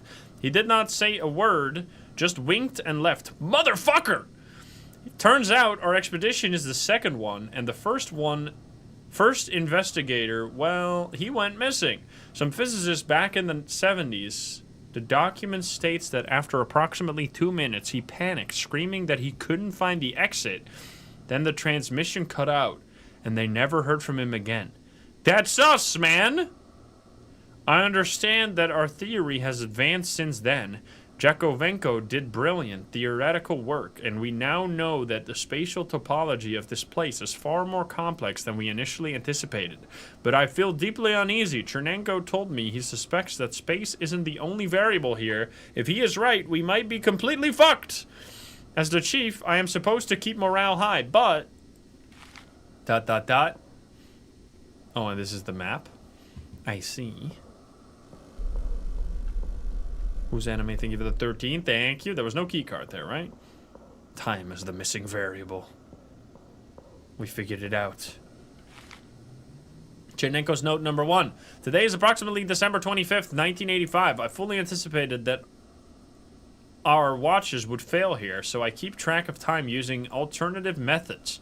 A few days ago, the intern went scouting in Sector A1, right next to the camp. He returned, but, well, it would have been better if he hadn't. Now he just stares at the wall, occasionally screaming. I'm not entirely sure what he stumbled upon out there. The team's morale is practically non-existent at this point. They are all whispering about this place being hell, purgatory, or some kind of American trap. Every single one of their theories is absolute bullshit. While the fundamental nature of this anomaly remains unknown, to me, I am convinced that Jakovenko's calculations contain a fatal flaw. Specifically in his transformation matrix, his equations dictate that this space is spatially unstable, and that any sector with a coefficient below 0.3 should result in a total material annihilation. Yet, we observe no such thing. In fact, the physical environment has been exceptionally stable. The walls are solid, gravity is consistent. Jakovenko missed something crucial, and I will be the one to find it. Okay, sir. Thank you for the key card and all the food. Those gosh darn Americans with their separate dimensions, am I right? What the hell? Is that me from the past? They trapped us in a separate dimension. Unbelievable. Yes, sir. We're paradoxing. That's what's going on. There's a lot of people here, huh? Well, not anymore, probably. I don't know. Or not yet, I guess. December 21st, 1985. Or it should be, at least. It's becoming impossible to track time here. Watches don't work. I can't even feel my own pulse anymore. Most of us don't sleep. It's as if we don't need to. Communication with HQ cut out the day after we arrived. 2 other expedition members and I tried to make it back to the exit. We walked for what felt like days, only to find ourselves walking right back into the camp. The chief is broken. He doesn't leave the corner he calls his office. The guys from the field team mentioned they saw someone in an older model hazmat suit in that eerie room with the holes in the wall that react to being watched. I'm so tired. The only one who is still able to function is Associate Professor Chernenko. He just keeps calculating something in his quarters. He has probably gone completely insane. Senior Field Officer Stepanov, VI. Well, it sucks to be you, I guess. Oh, is me? No, this is from a different timeline. No, am I going? Well, they saw me. Like, yeah, I understand that. Gas mask. It's from the future. Future.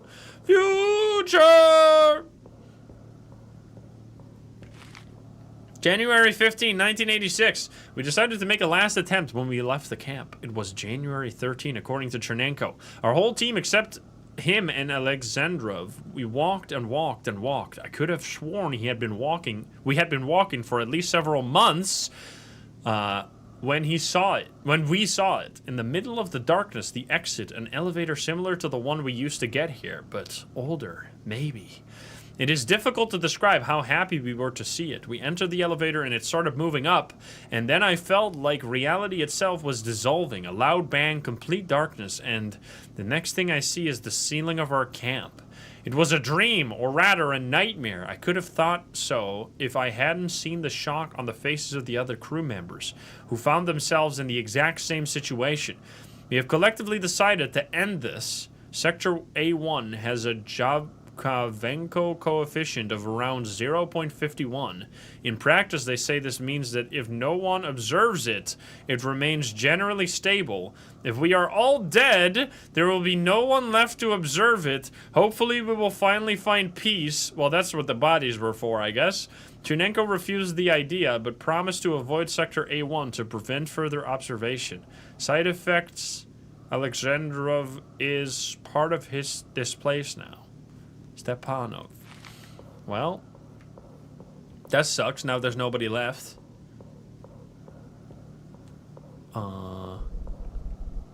Ooh, hello. Is this an elevator? That seems like a bad idea. Whatever. Whee!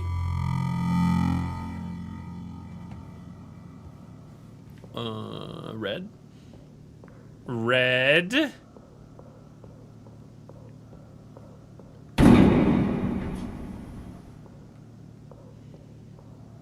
Look up. I'm looking up. More red. So we already saw the bodies. What the fuck? This again? No way out. Holy baseline. Good lord. Chernenko's note number 2. I am starting to notice signs of someone's presence in the area. The radio is behaving erratically here, but I am receiving transmissions similar to number station broadcasts. It could be the next expedition, or perhaps the previous one. I read Alexandrov's folder he brought with him because of what I found. I have decided to abandon the main camp and continue my work from here. This specific room is fairly secure, but it is flanked by 2 sectors with Jakovenko coefficients of 0.11 and 0.18 respectively. At such low values, degradation is absolute. The entryway and exits are in a state of constant violent flux. Without knowing the exact sequence to bypass the anomalies, it is mathematically improbable for an outside intruder to navigate through that threshold and stumble upon this location. Well, sucks to be you, because I just found your ass. I can't remove the planks without a proper tool. Oh, this is you talking, but you can't just go through it? I can't remove the planks without a proper tool. I can't remove the planks without a proper tool. How much reading is in this? Yeah, a lot of reading, apparently. Don't worry, you don't have to read. I'm saying it out loud. What?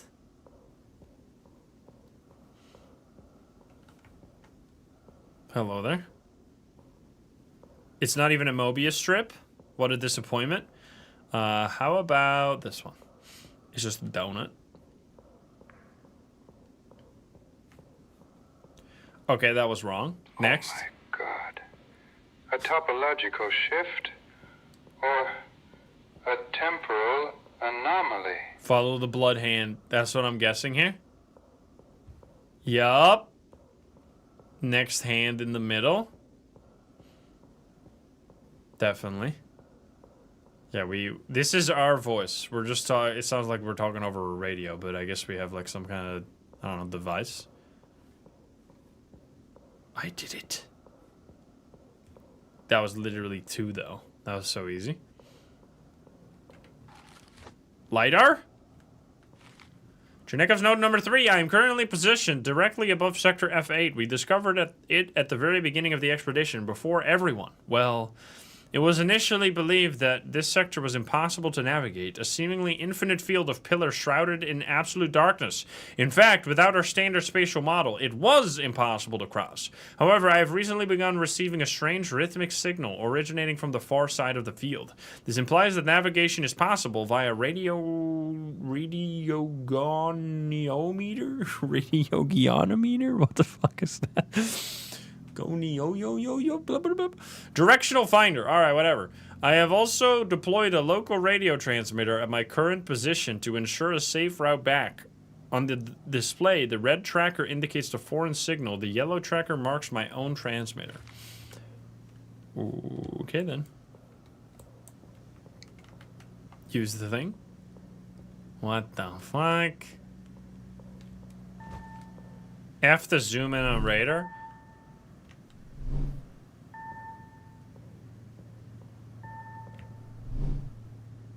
There's a shiny thing there at the bottom left now, but I'm assuming we go to the red.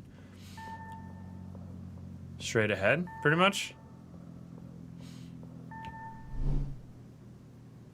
So I think it just stays in the bottom left. There's like a shine on the thing. I'm glad I didn't go there.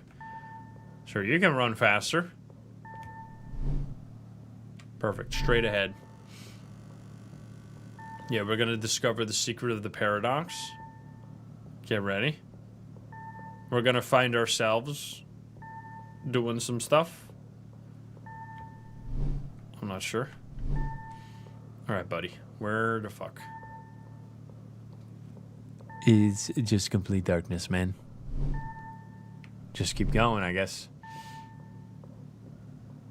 Shit never ends. It's literally not moved at all. It's still just far off the screen right now.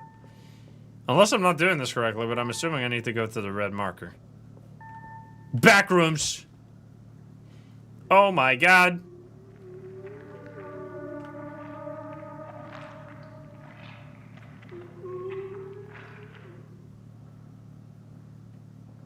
What the fuck was that? Note number 4. Leaving the camp and changing my location was the right move. Following the radio signal, I found them. The new expedition. More like a pack of illiterate murderers who think an AK-47 is the universal solution to all problems. They speak of our language, yet they don't seem to share even a fraction of our scientific or engineering culture. How did they get here? Who in their right mind would approve of this? Anyway, I don't think they will be of any use. So you killed them? We got trapped in the backrooms. The backrooms is a separate dimension, guys. Oh my god. The Americans made the backrooms to trap the Soviets in the Cold War. Get your lore straight. This is fact. And it actually worked. Get shit on. Big brain. What? Another can? Let me guess, note number 5. No, it was different. September 29th, 1997. Different year again. This is a total catastrophe. I don't even know where to begin. A bunch of higher-up assholes from the CIS committee in expensive suits came to us, dumped a pile of classified documents on my desk, and said, "We need this project to continue." What? A project calculated by that ancient dick Jakovenko? The very project that has already killed at least 11 people in the middle of a severe economic crisis? They just muttered something about a matter of international prestige and left. Of course, our funding is near zero. Somehow we managed to prepare the collider after 8 years of idleness. But when it came to assembling a team, we only had myself and 2 volunteers left from the Institute. For the management, however, this wasn't an issue. They can no longer give orders to scientists. But they can still command the army. Meaning, this so-called expedition now consists of 2 scientists, 1 engineer, and 7 soldiers who don't look friendly at all. By some miracle, the collider worked within expectations. We breached the space 2 days ago using Alexandrov's corrections to Yakovenko's original equation. And yet, the only order we have received so far is to stand by. Great. Semchenko. Whatever. Crowbar. I can use this to remove the planks. Let's go. We gotta just go back somehow. Don't tell me I have to walk all the way back, I swear to God.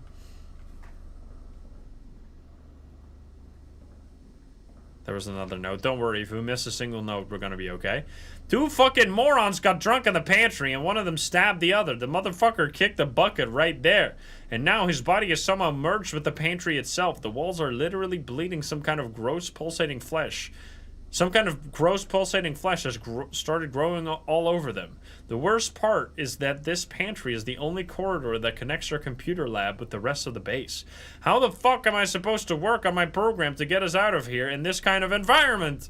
I complained to Strelkov, but he just smirked and said that this problem might be turned into an opportunity and said that I should mind my own business. What the fuck does he mean by that? Who knows? It seems like a great time. Yeah, these people love swearing like sailors, even though they're scientists. 1997 October. Yesterday, communication with Moscow went dead. Today, Kiev isn't responding either. Astana, Minsk, Tashkent, absolutely nothing. The conclusion, nuclear war. Those diploma-wielding whiners are trying to tell me some fairy tales about radio waves and time distortion. Have they lost their fucking minds? How the hell can time curve? It's not a rifle barrel. Enough. Our only chance of survival in here is an iron discipline. How did you... You guys... Nobody's here. I go back? Don't you make me go back, I swear. This way? This... We didn't go down, so this must be another way. I think. Are we gonna get another expedition? Somehow?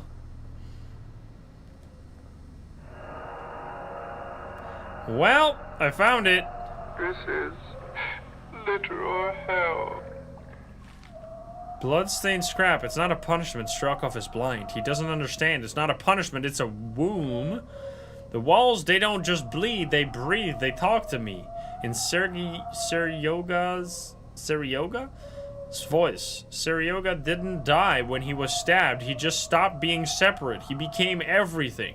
I can feel it under my fingernails. It's growing inside my skin. Why leave? The world outside is so cold and dead. Moscow is dead. Everything is dead. But here it's warm. So warm. I don't want to go back to the barracks. Let me stay. Let me stay. Let me stay. Well, that's a great time. TV. Computer.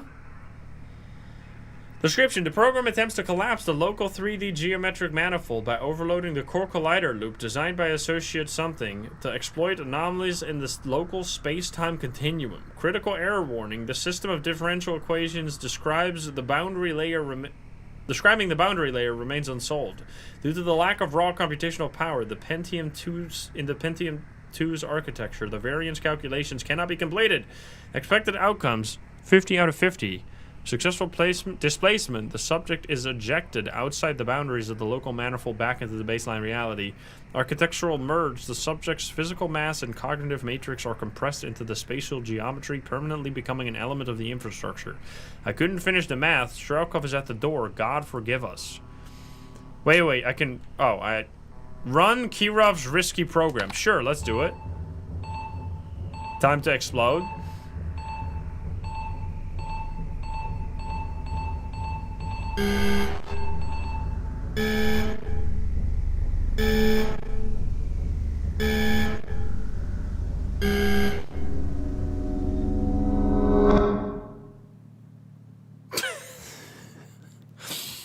After all that, you just say the end?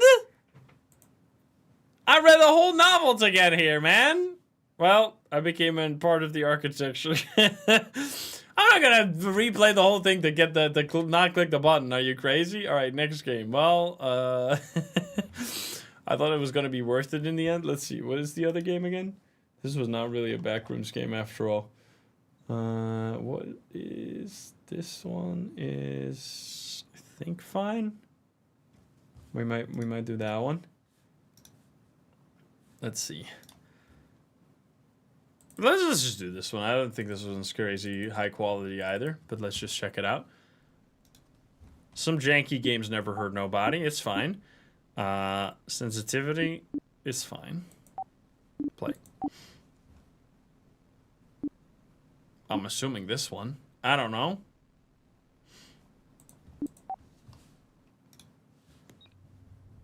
Oh! Here we go! Yo, it's got that VHS tape look. That's sick. Nice. It's interesting how when a game looks like this, for some reason it looks more realistic, even though it's like way less realistic. Because if you were to like look at the textures, it's not like super realistic, but for some reason the filter just makes it... It like hacks your brain somehow. It's very fascinating. You can't convince me this is not real. Yeah, you're watching a tape right now, even though I'm playing. Alright, so welcome to your happy place. This is a spooky backrooms game. I wanted to play it because it looks like this, which for some reason looks very realistic. It's like a... Because we know this is what like VHS tapes look like, it's like... It lowers the level that the graphics need to reach for them to look realistic. Because like a VHS tape doesn't look very realistic. So by making it look like a VHS tape, we can get away with a lot more and then look better for some reason. It's kind of cool. Where am I going? I'm assuming we're just gonna go this way then. This is a happy place. Is it? I mean, the game is called Your Happy Place, but I wouldn't say this looks like a very happy place. I can go up to the houses. Let's see, where's it blocked off? Oh, yes. Come on, you can jump this. Never mind then. Whatever. It is running at a high frame rate, that is true.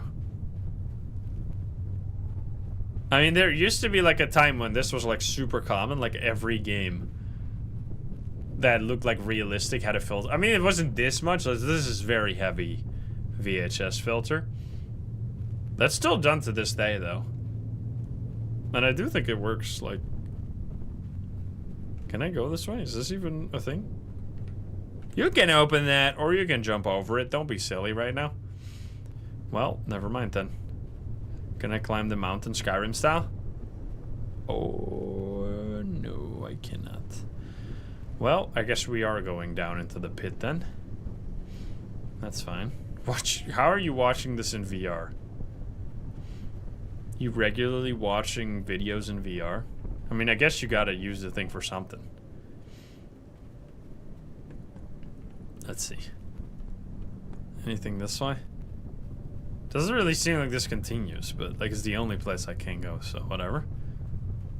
We're gonna clip into the back rooms.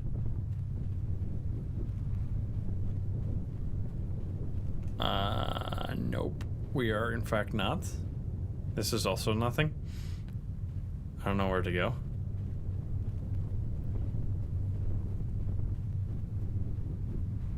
Where are we? Yeah, we just spawned here. I'm not sure.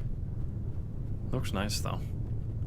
Alright, so apparently that was also not the answer. So now I don't know where the fuck I need to go. We can't go this way. Can we, like, go... What is that? Like a tower over there. What even... What am I looking at? Some kind of, like, huge chimney or something? This doesn't lead to anything. Unless I can climb this, but that seems kind of scuffed. Yeah, I don't think it lets me. You could easily walk over this, brother. You're doing this for no reason. Let's see. Alright, left wall strats, I guess. Yeah, I think we get to the back rooms eventually, if we can get the fuck out of here. If we can make it to the next zone, which... I don't know how to get there. Is this just gonna be open now? Maybe I can actually open this gate and I'm just being silly. Can I like press E on this gate? Click, left click, F? Can I fucking do anything? How do I keep going in this video game? This game is so good. Have you seen it before? Where do you go? Because I'm about to press Alt F4 and never look at this ever again.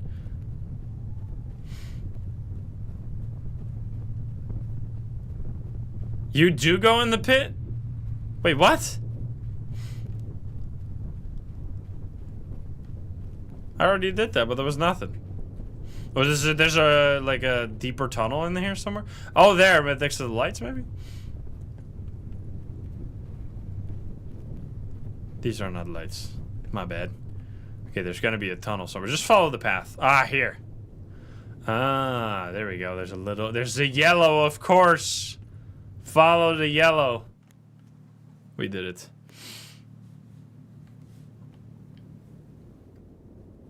Hello. I'll take the elevator.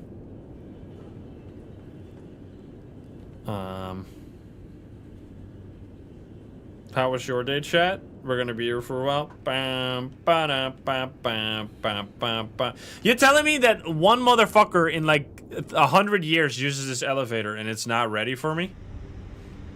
What?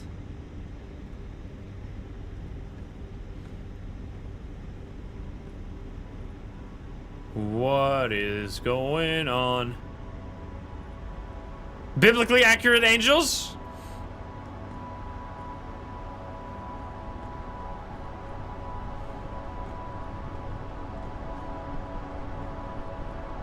The fuck?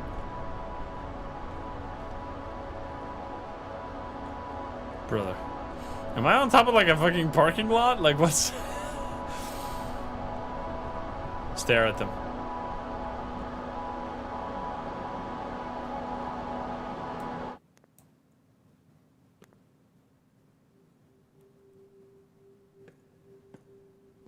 That's kind of cool.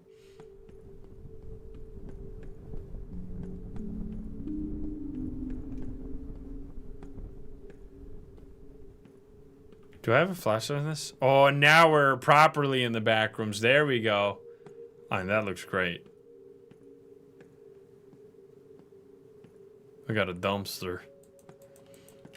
No dumpster. Go in here. No. I'm not allowed? Bro, you can't do shit. You're useless.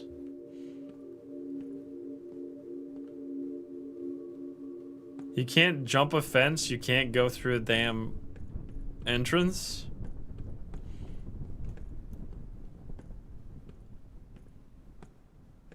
It's another angel. Probably don't want to go in there.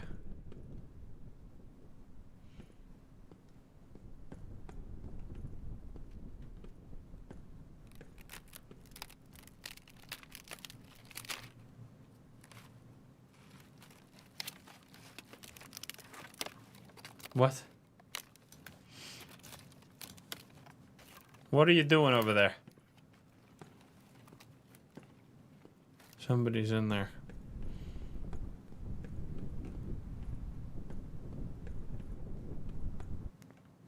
What?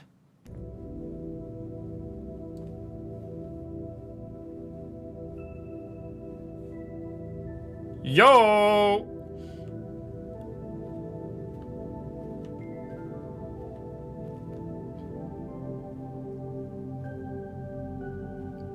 Big ass door. Look at that. Wonder if we could go all the way there. I'm not gonna, because that's gonna take 1,000 years, but...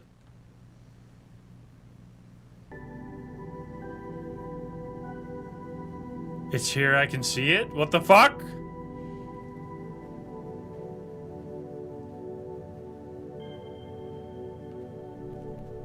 Bro, this is like that door in the Minecraft video. Whatever you do at the crossroads, don't turn left. Wait, it's going away. No! I tried to watch the new video that the guy posted about searching the Leviathan, and I'm trying to get through the porn acting, but it is like, it's kind of hard. It's like, oh god.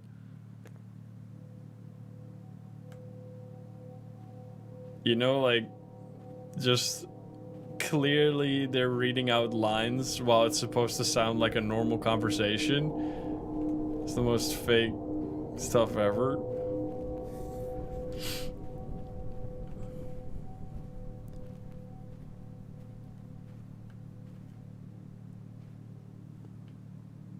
We're kind of going from like one place to another. I'm not really sure what's going on, but I'm enjoying the visuals though.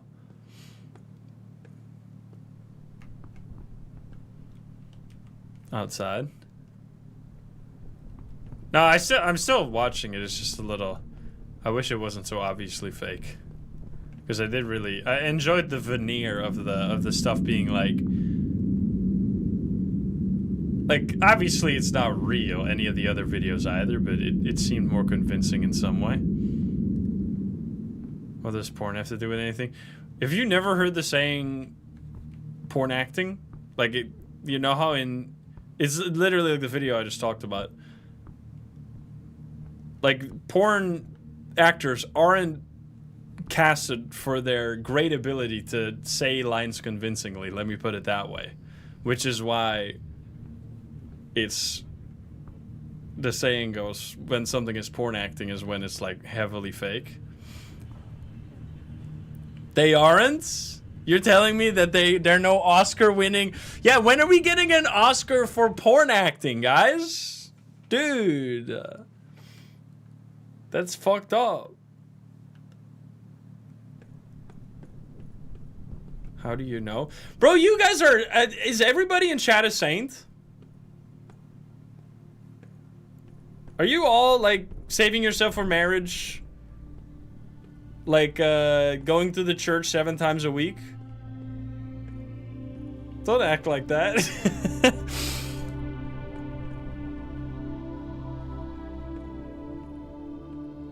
Where am I, dude?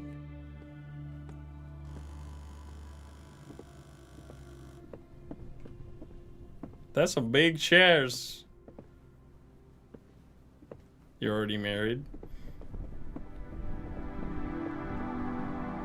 The houses are back. I wish I could take a screenshot, but this is an itch.io game, so I can take a Windows screenshot. Windows print screen. Oh. There we go.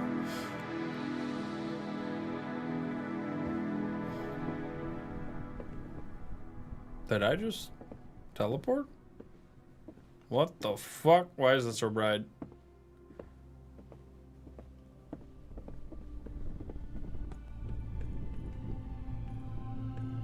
Motel. Wait, doesn't that come from here? I did, no? Why is it? It's like luring me in with the light. I don't think I should go. Oh, it's because it's just these big 2 lights on the top. Why are we talking about corns? I literally, all I said was there's bad acting, and I referred to the bad acting as porn acting, and Chad lost their mind because when they hear porn, they go giddy. They're like the child in your high school class, like during sex ed, that would like start giggling when they said vagina. The teacher just said vagina! Can you believe it? That's a sex thing! Oh my god!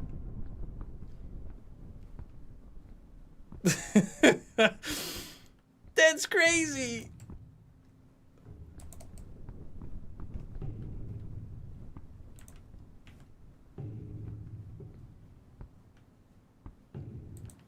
Uh-oh.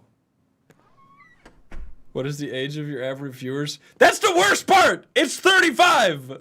You motherfuckers acting like you never heard the word penis.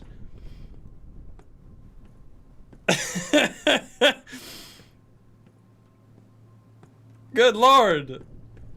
No, I think it's 30. I think it's, so the...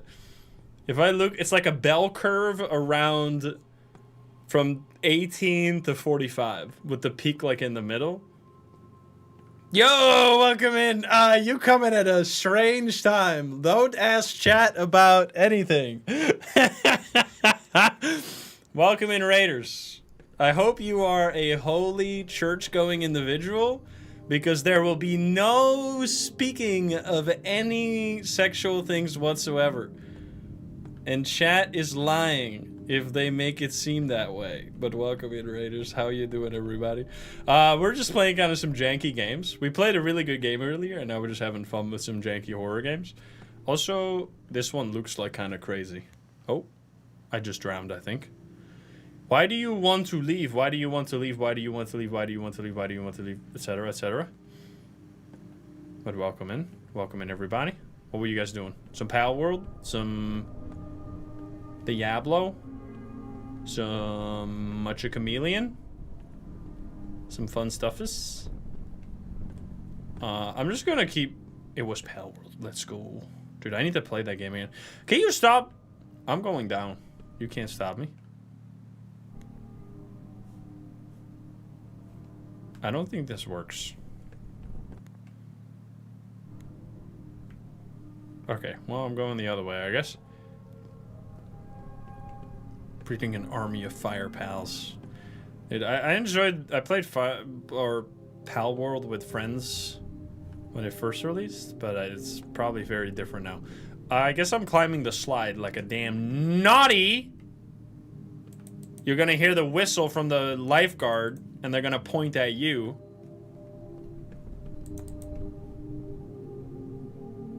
What the hell? Do I just have to keep going down to eventually die?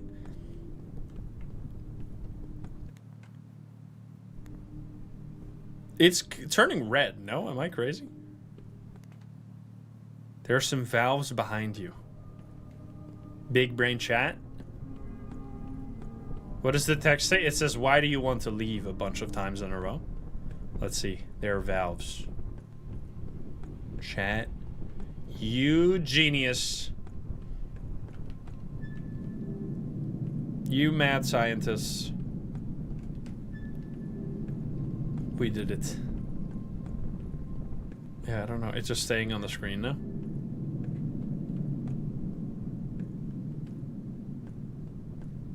Why is there a hole in the wall? What the fuck? I can't even go in there. It's just there. There were some weird sounds before, but there's nobody anymore. See, now you're the one. Excuse me. Chat. Before you were at... How do you know, huh? How do you know? Before you guys were like... He said porn. How do you even know what that is? And now there's a hole in the wall and your first instinct is... You know what you said. You know what you said. Uh-oh. Okay, you fucker. I gotta get another valve, apparently. You bunch of freaks. Let's see. We have one valve. 2 valve, 3 valve. I did all these, right? So maybe further back. You're innocent. Are you? Oh, this one. I see.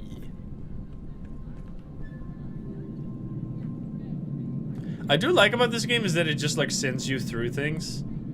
There's like stuff you can look at without necessarily having to go there. Sometimes backrooms games like show you something fun, but then you have to like spend a bunch of time walking through it and you're like already tired of it by the end. Like this is kind of, I like this right here. Just looking at that. But we're probably never gonna go there. Maybe we will, I don't know. We're going, is this finally done? Did we do all the valves? I think we did it. What the hell is even that? Is this text supposed to stay on the screen forever? I'm pretty sure it's not, but... Hello? Excuse me, I looked at chat and I looked back and it's gone. Oh. Spooky.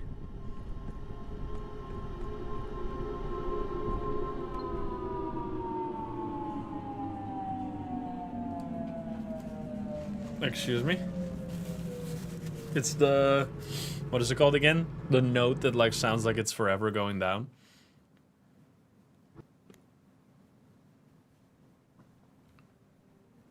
This is cinema? Definitely. Nice music.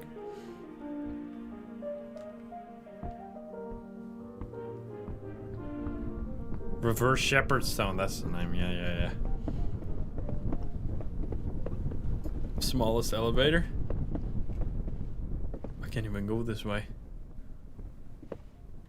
Dude, they need to make more quality backrooms game. I'm not saying this is necessarily super high quality backrooms game, but there was like a time when there was like a backrooms game coming out every week. Now we don't get them as much. Same with anomaly games. There used to be like an anomaly game every fucking day. They kind of stopped making them. Especially the regular observation duty games are just not being released anymore.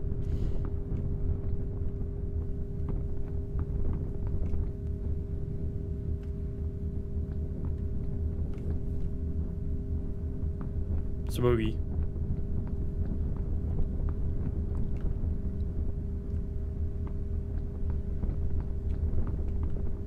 There's doors leading to nothing.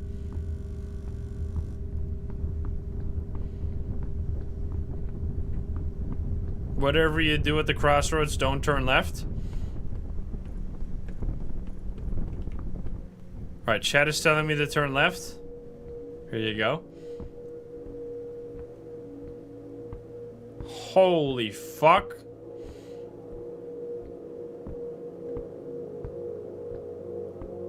That was bright.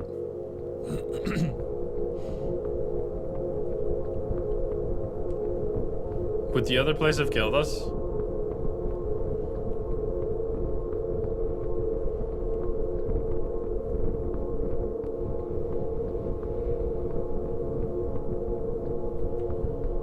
When is the damn major update for Contraband Police coming out? They've been making us wait on that one for months now. It was supposed to come out like a few months ago.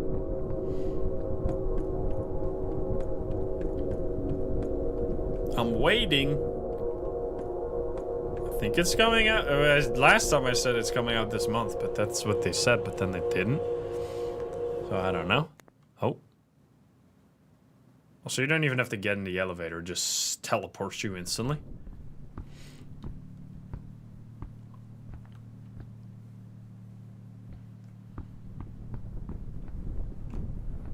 Oh, the classic.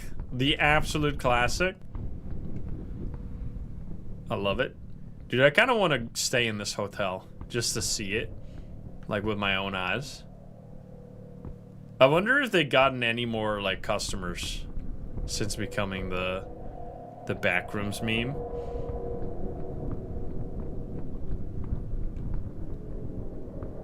There must have been at least a few people that... I don't know how much, significantly many people actually would go to this hotel just for it being in backrooms. I mean, there was one guy that made a video about it, but, like, that's only one guy.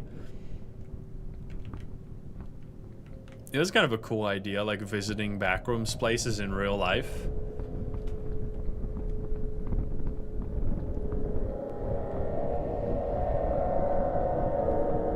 if it's not creepy. Yeah, it's because, like...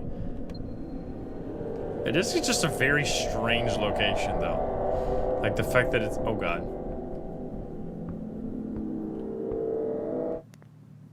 Oh. The elevator teleported me. I'm back.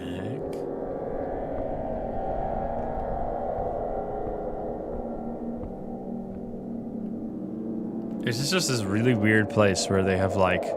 Yeah, I mean, it looks exactly like this with the, like, fake grass there. And it's, like, all inside. Like, that's the main part. Like, if this was an open roof, like, it wouldn't be weird at all. But the fact that it's inside is just very strange. Like, why did they build it this way? Yeah, there's a place like this. This is the Heathrow Airport Hotel. In London, I think.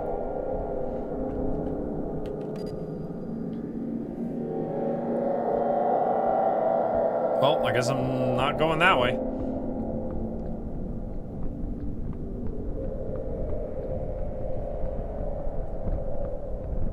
Is this different now? Oh, we get to go, no?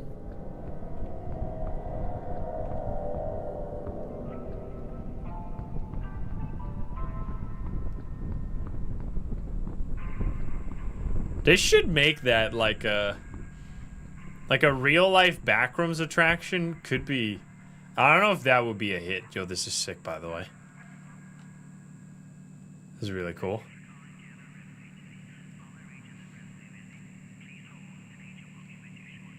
Somebody's talking to me. It's cool that you can just like look. I really appreciate this in backrooms games where you can just look and then move on. Oh. I need to turn it back on. Almost missed that.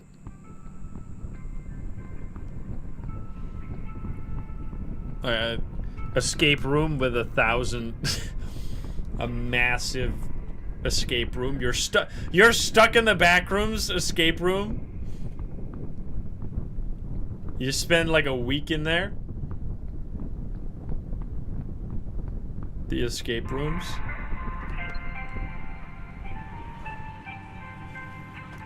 I do feel like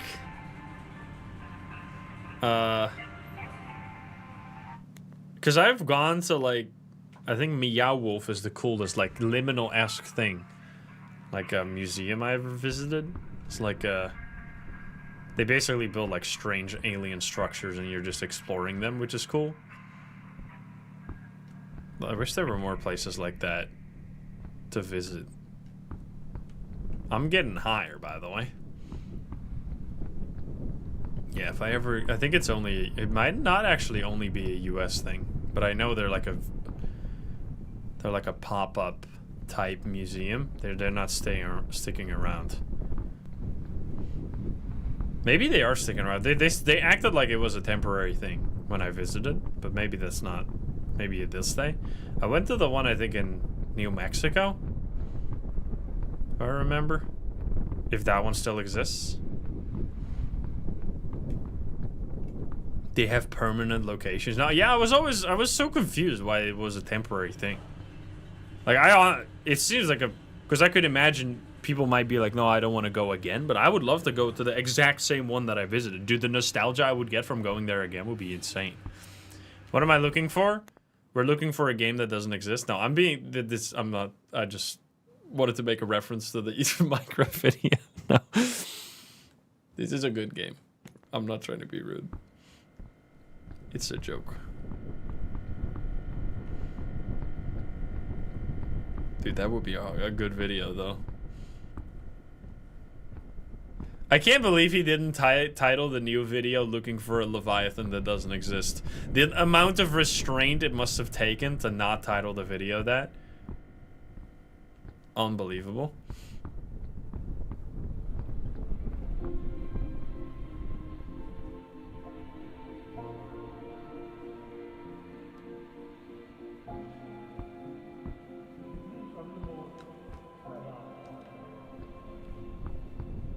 What? Where did I come from? It all looks like the surface of the sun, man.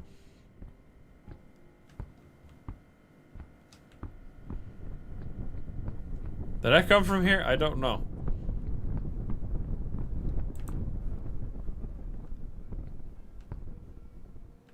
thought I heard somebody talking.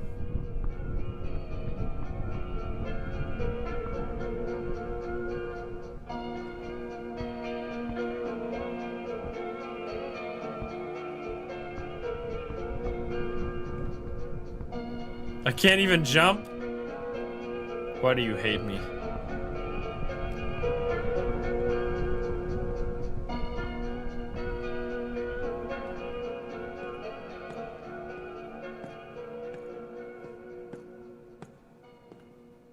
I found it.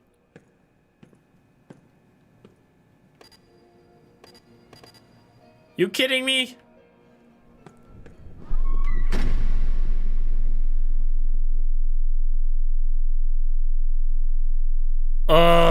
That's actually freaking me out.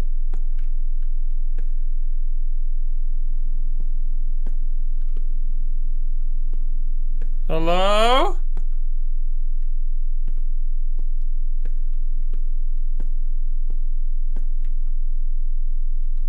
Bro, why is it so fucking dark, man?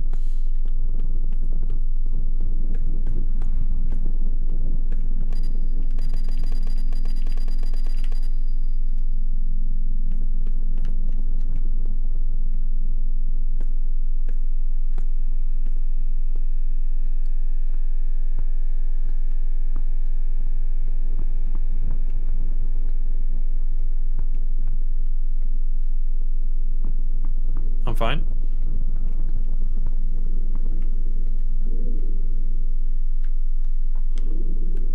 What the fuck?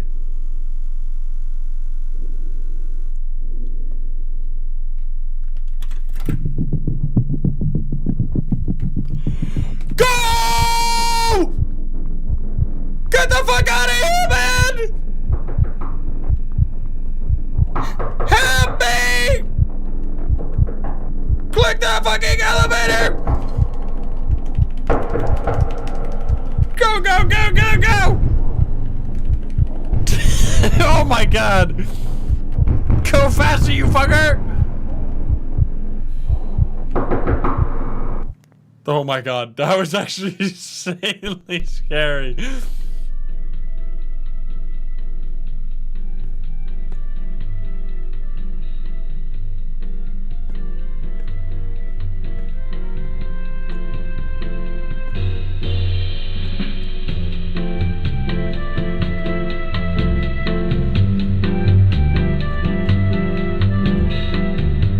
Elevator music?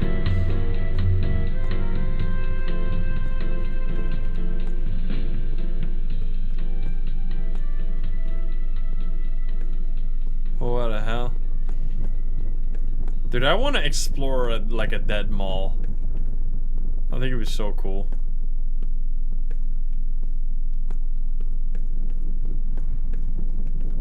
Huh.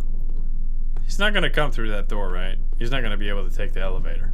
He doesn't understand.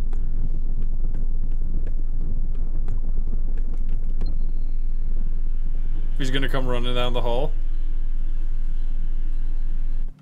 Oh, never mind.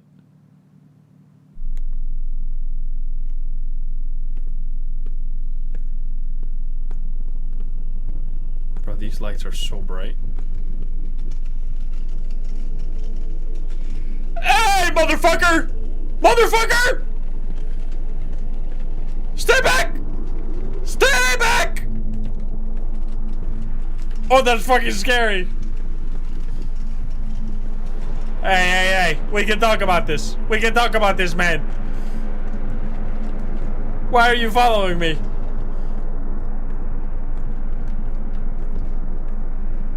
Holy shit. Uh-oh. Uh-oh. Uh-oh. Don't tell me there's another guy.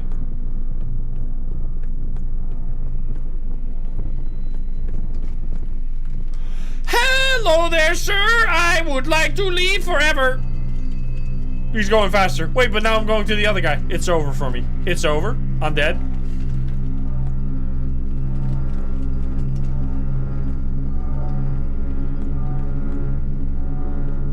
Wait, is this just the same guy? Did he cut me off?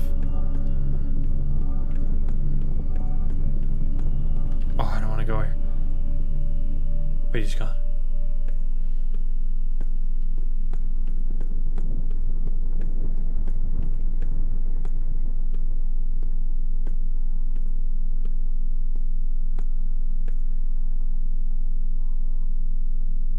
Sir. Sir.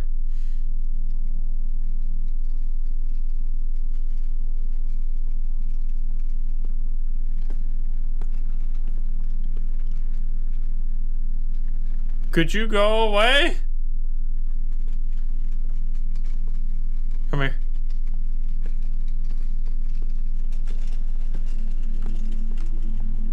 Wait, maybe he's not after me. He is! Hey, you fucker! He didn't see me.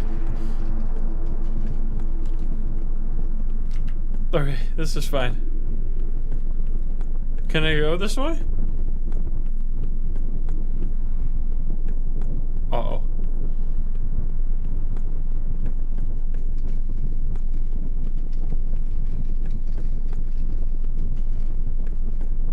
Get me out of here. Exit. It says exit. It must be true. Don't lie to me.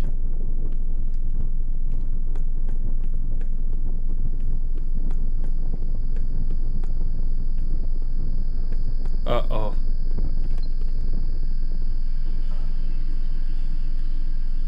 Is there gonna be someone on here? I will literally scream.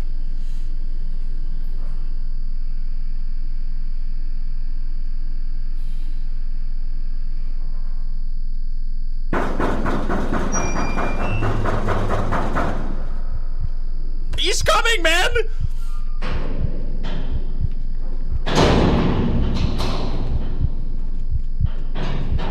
He's coming! Sir, please! Sir, please! We can talk about this! Sir!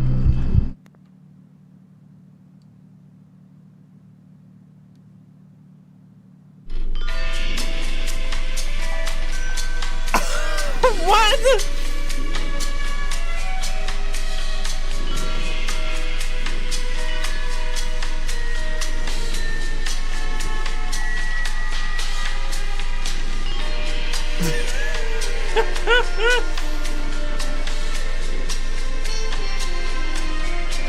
Yo, that's crazy.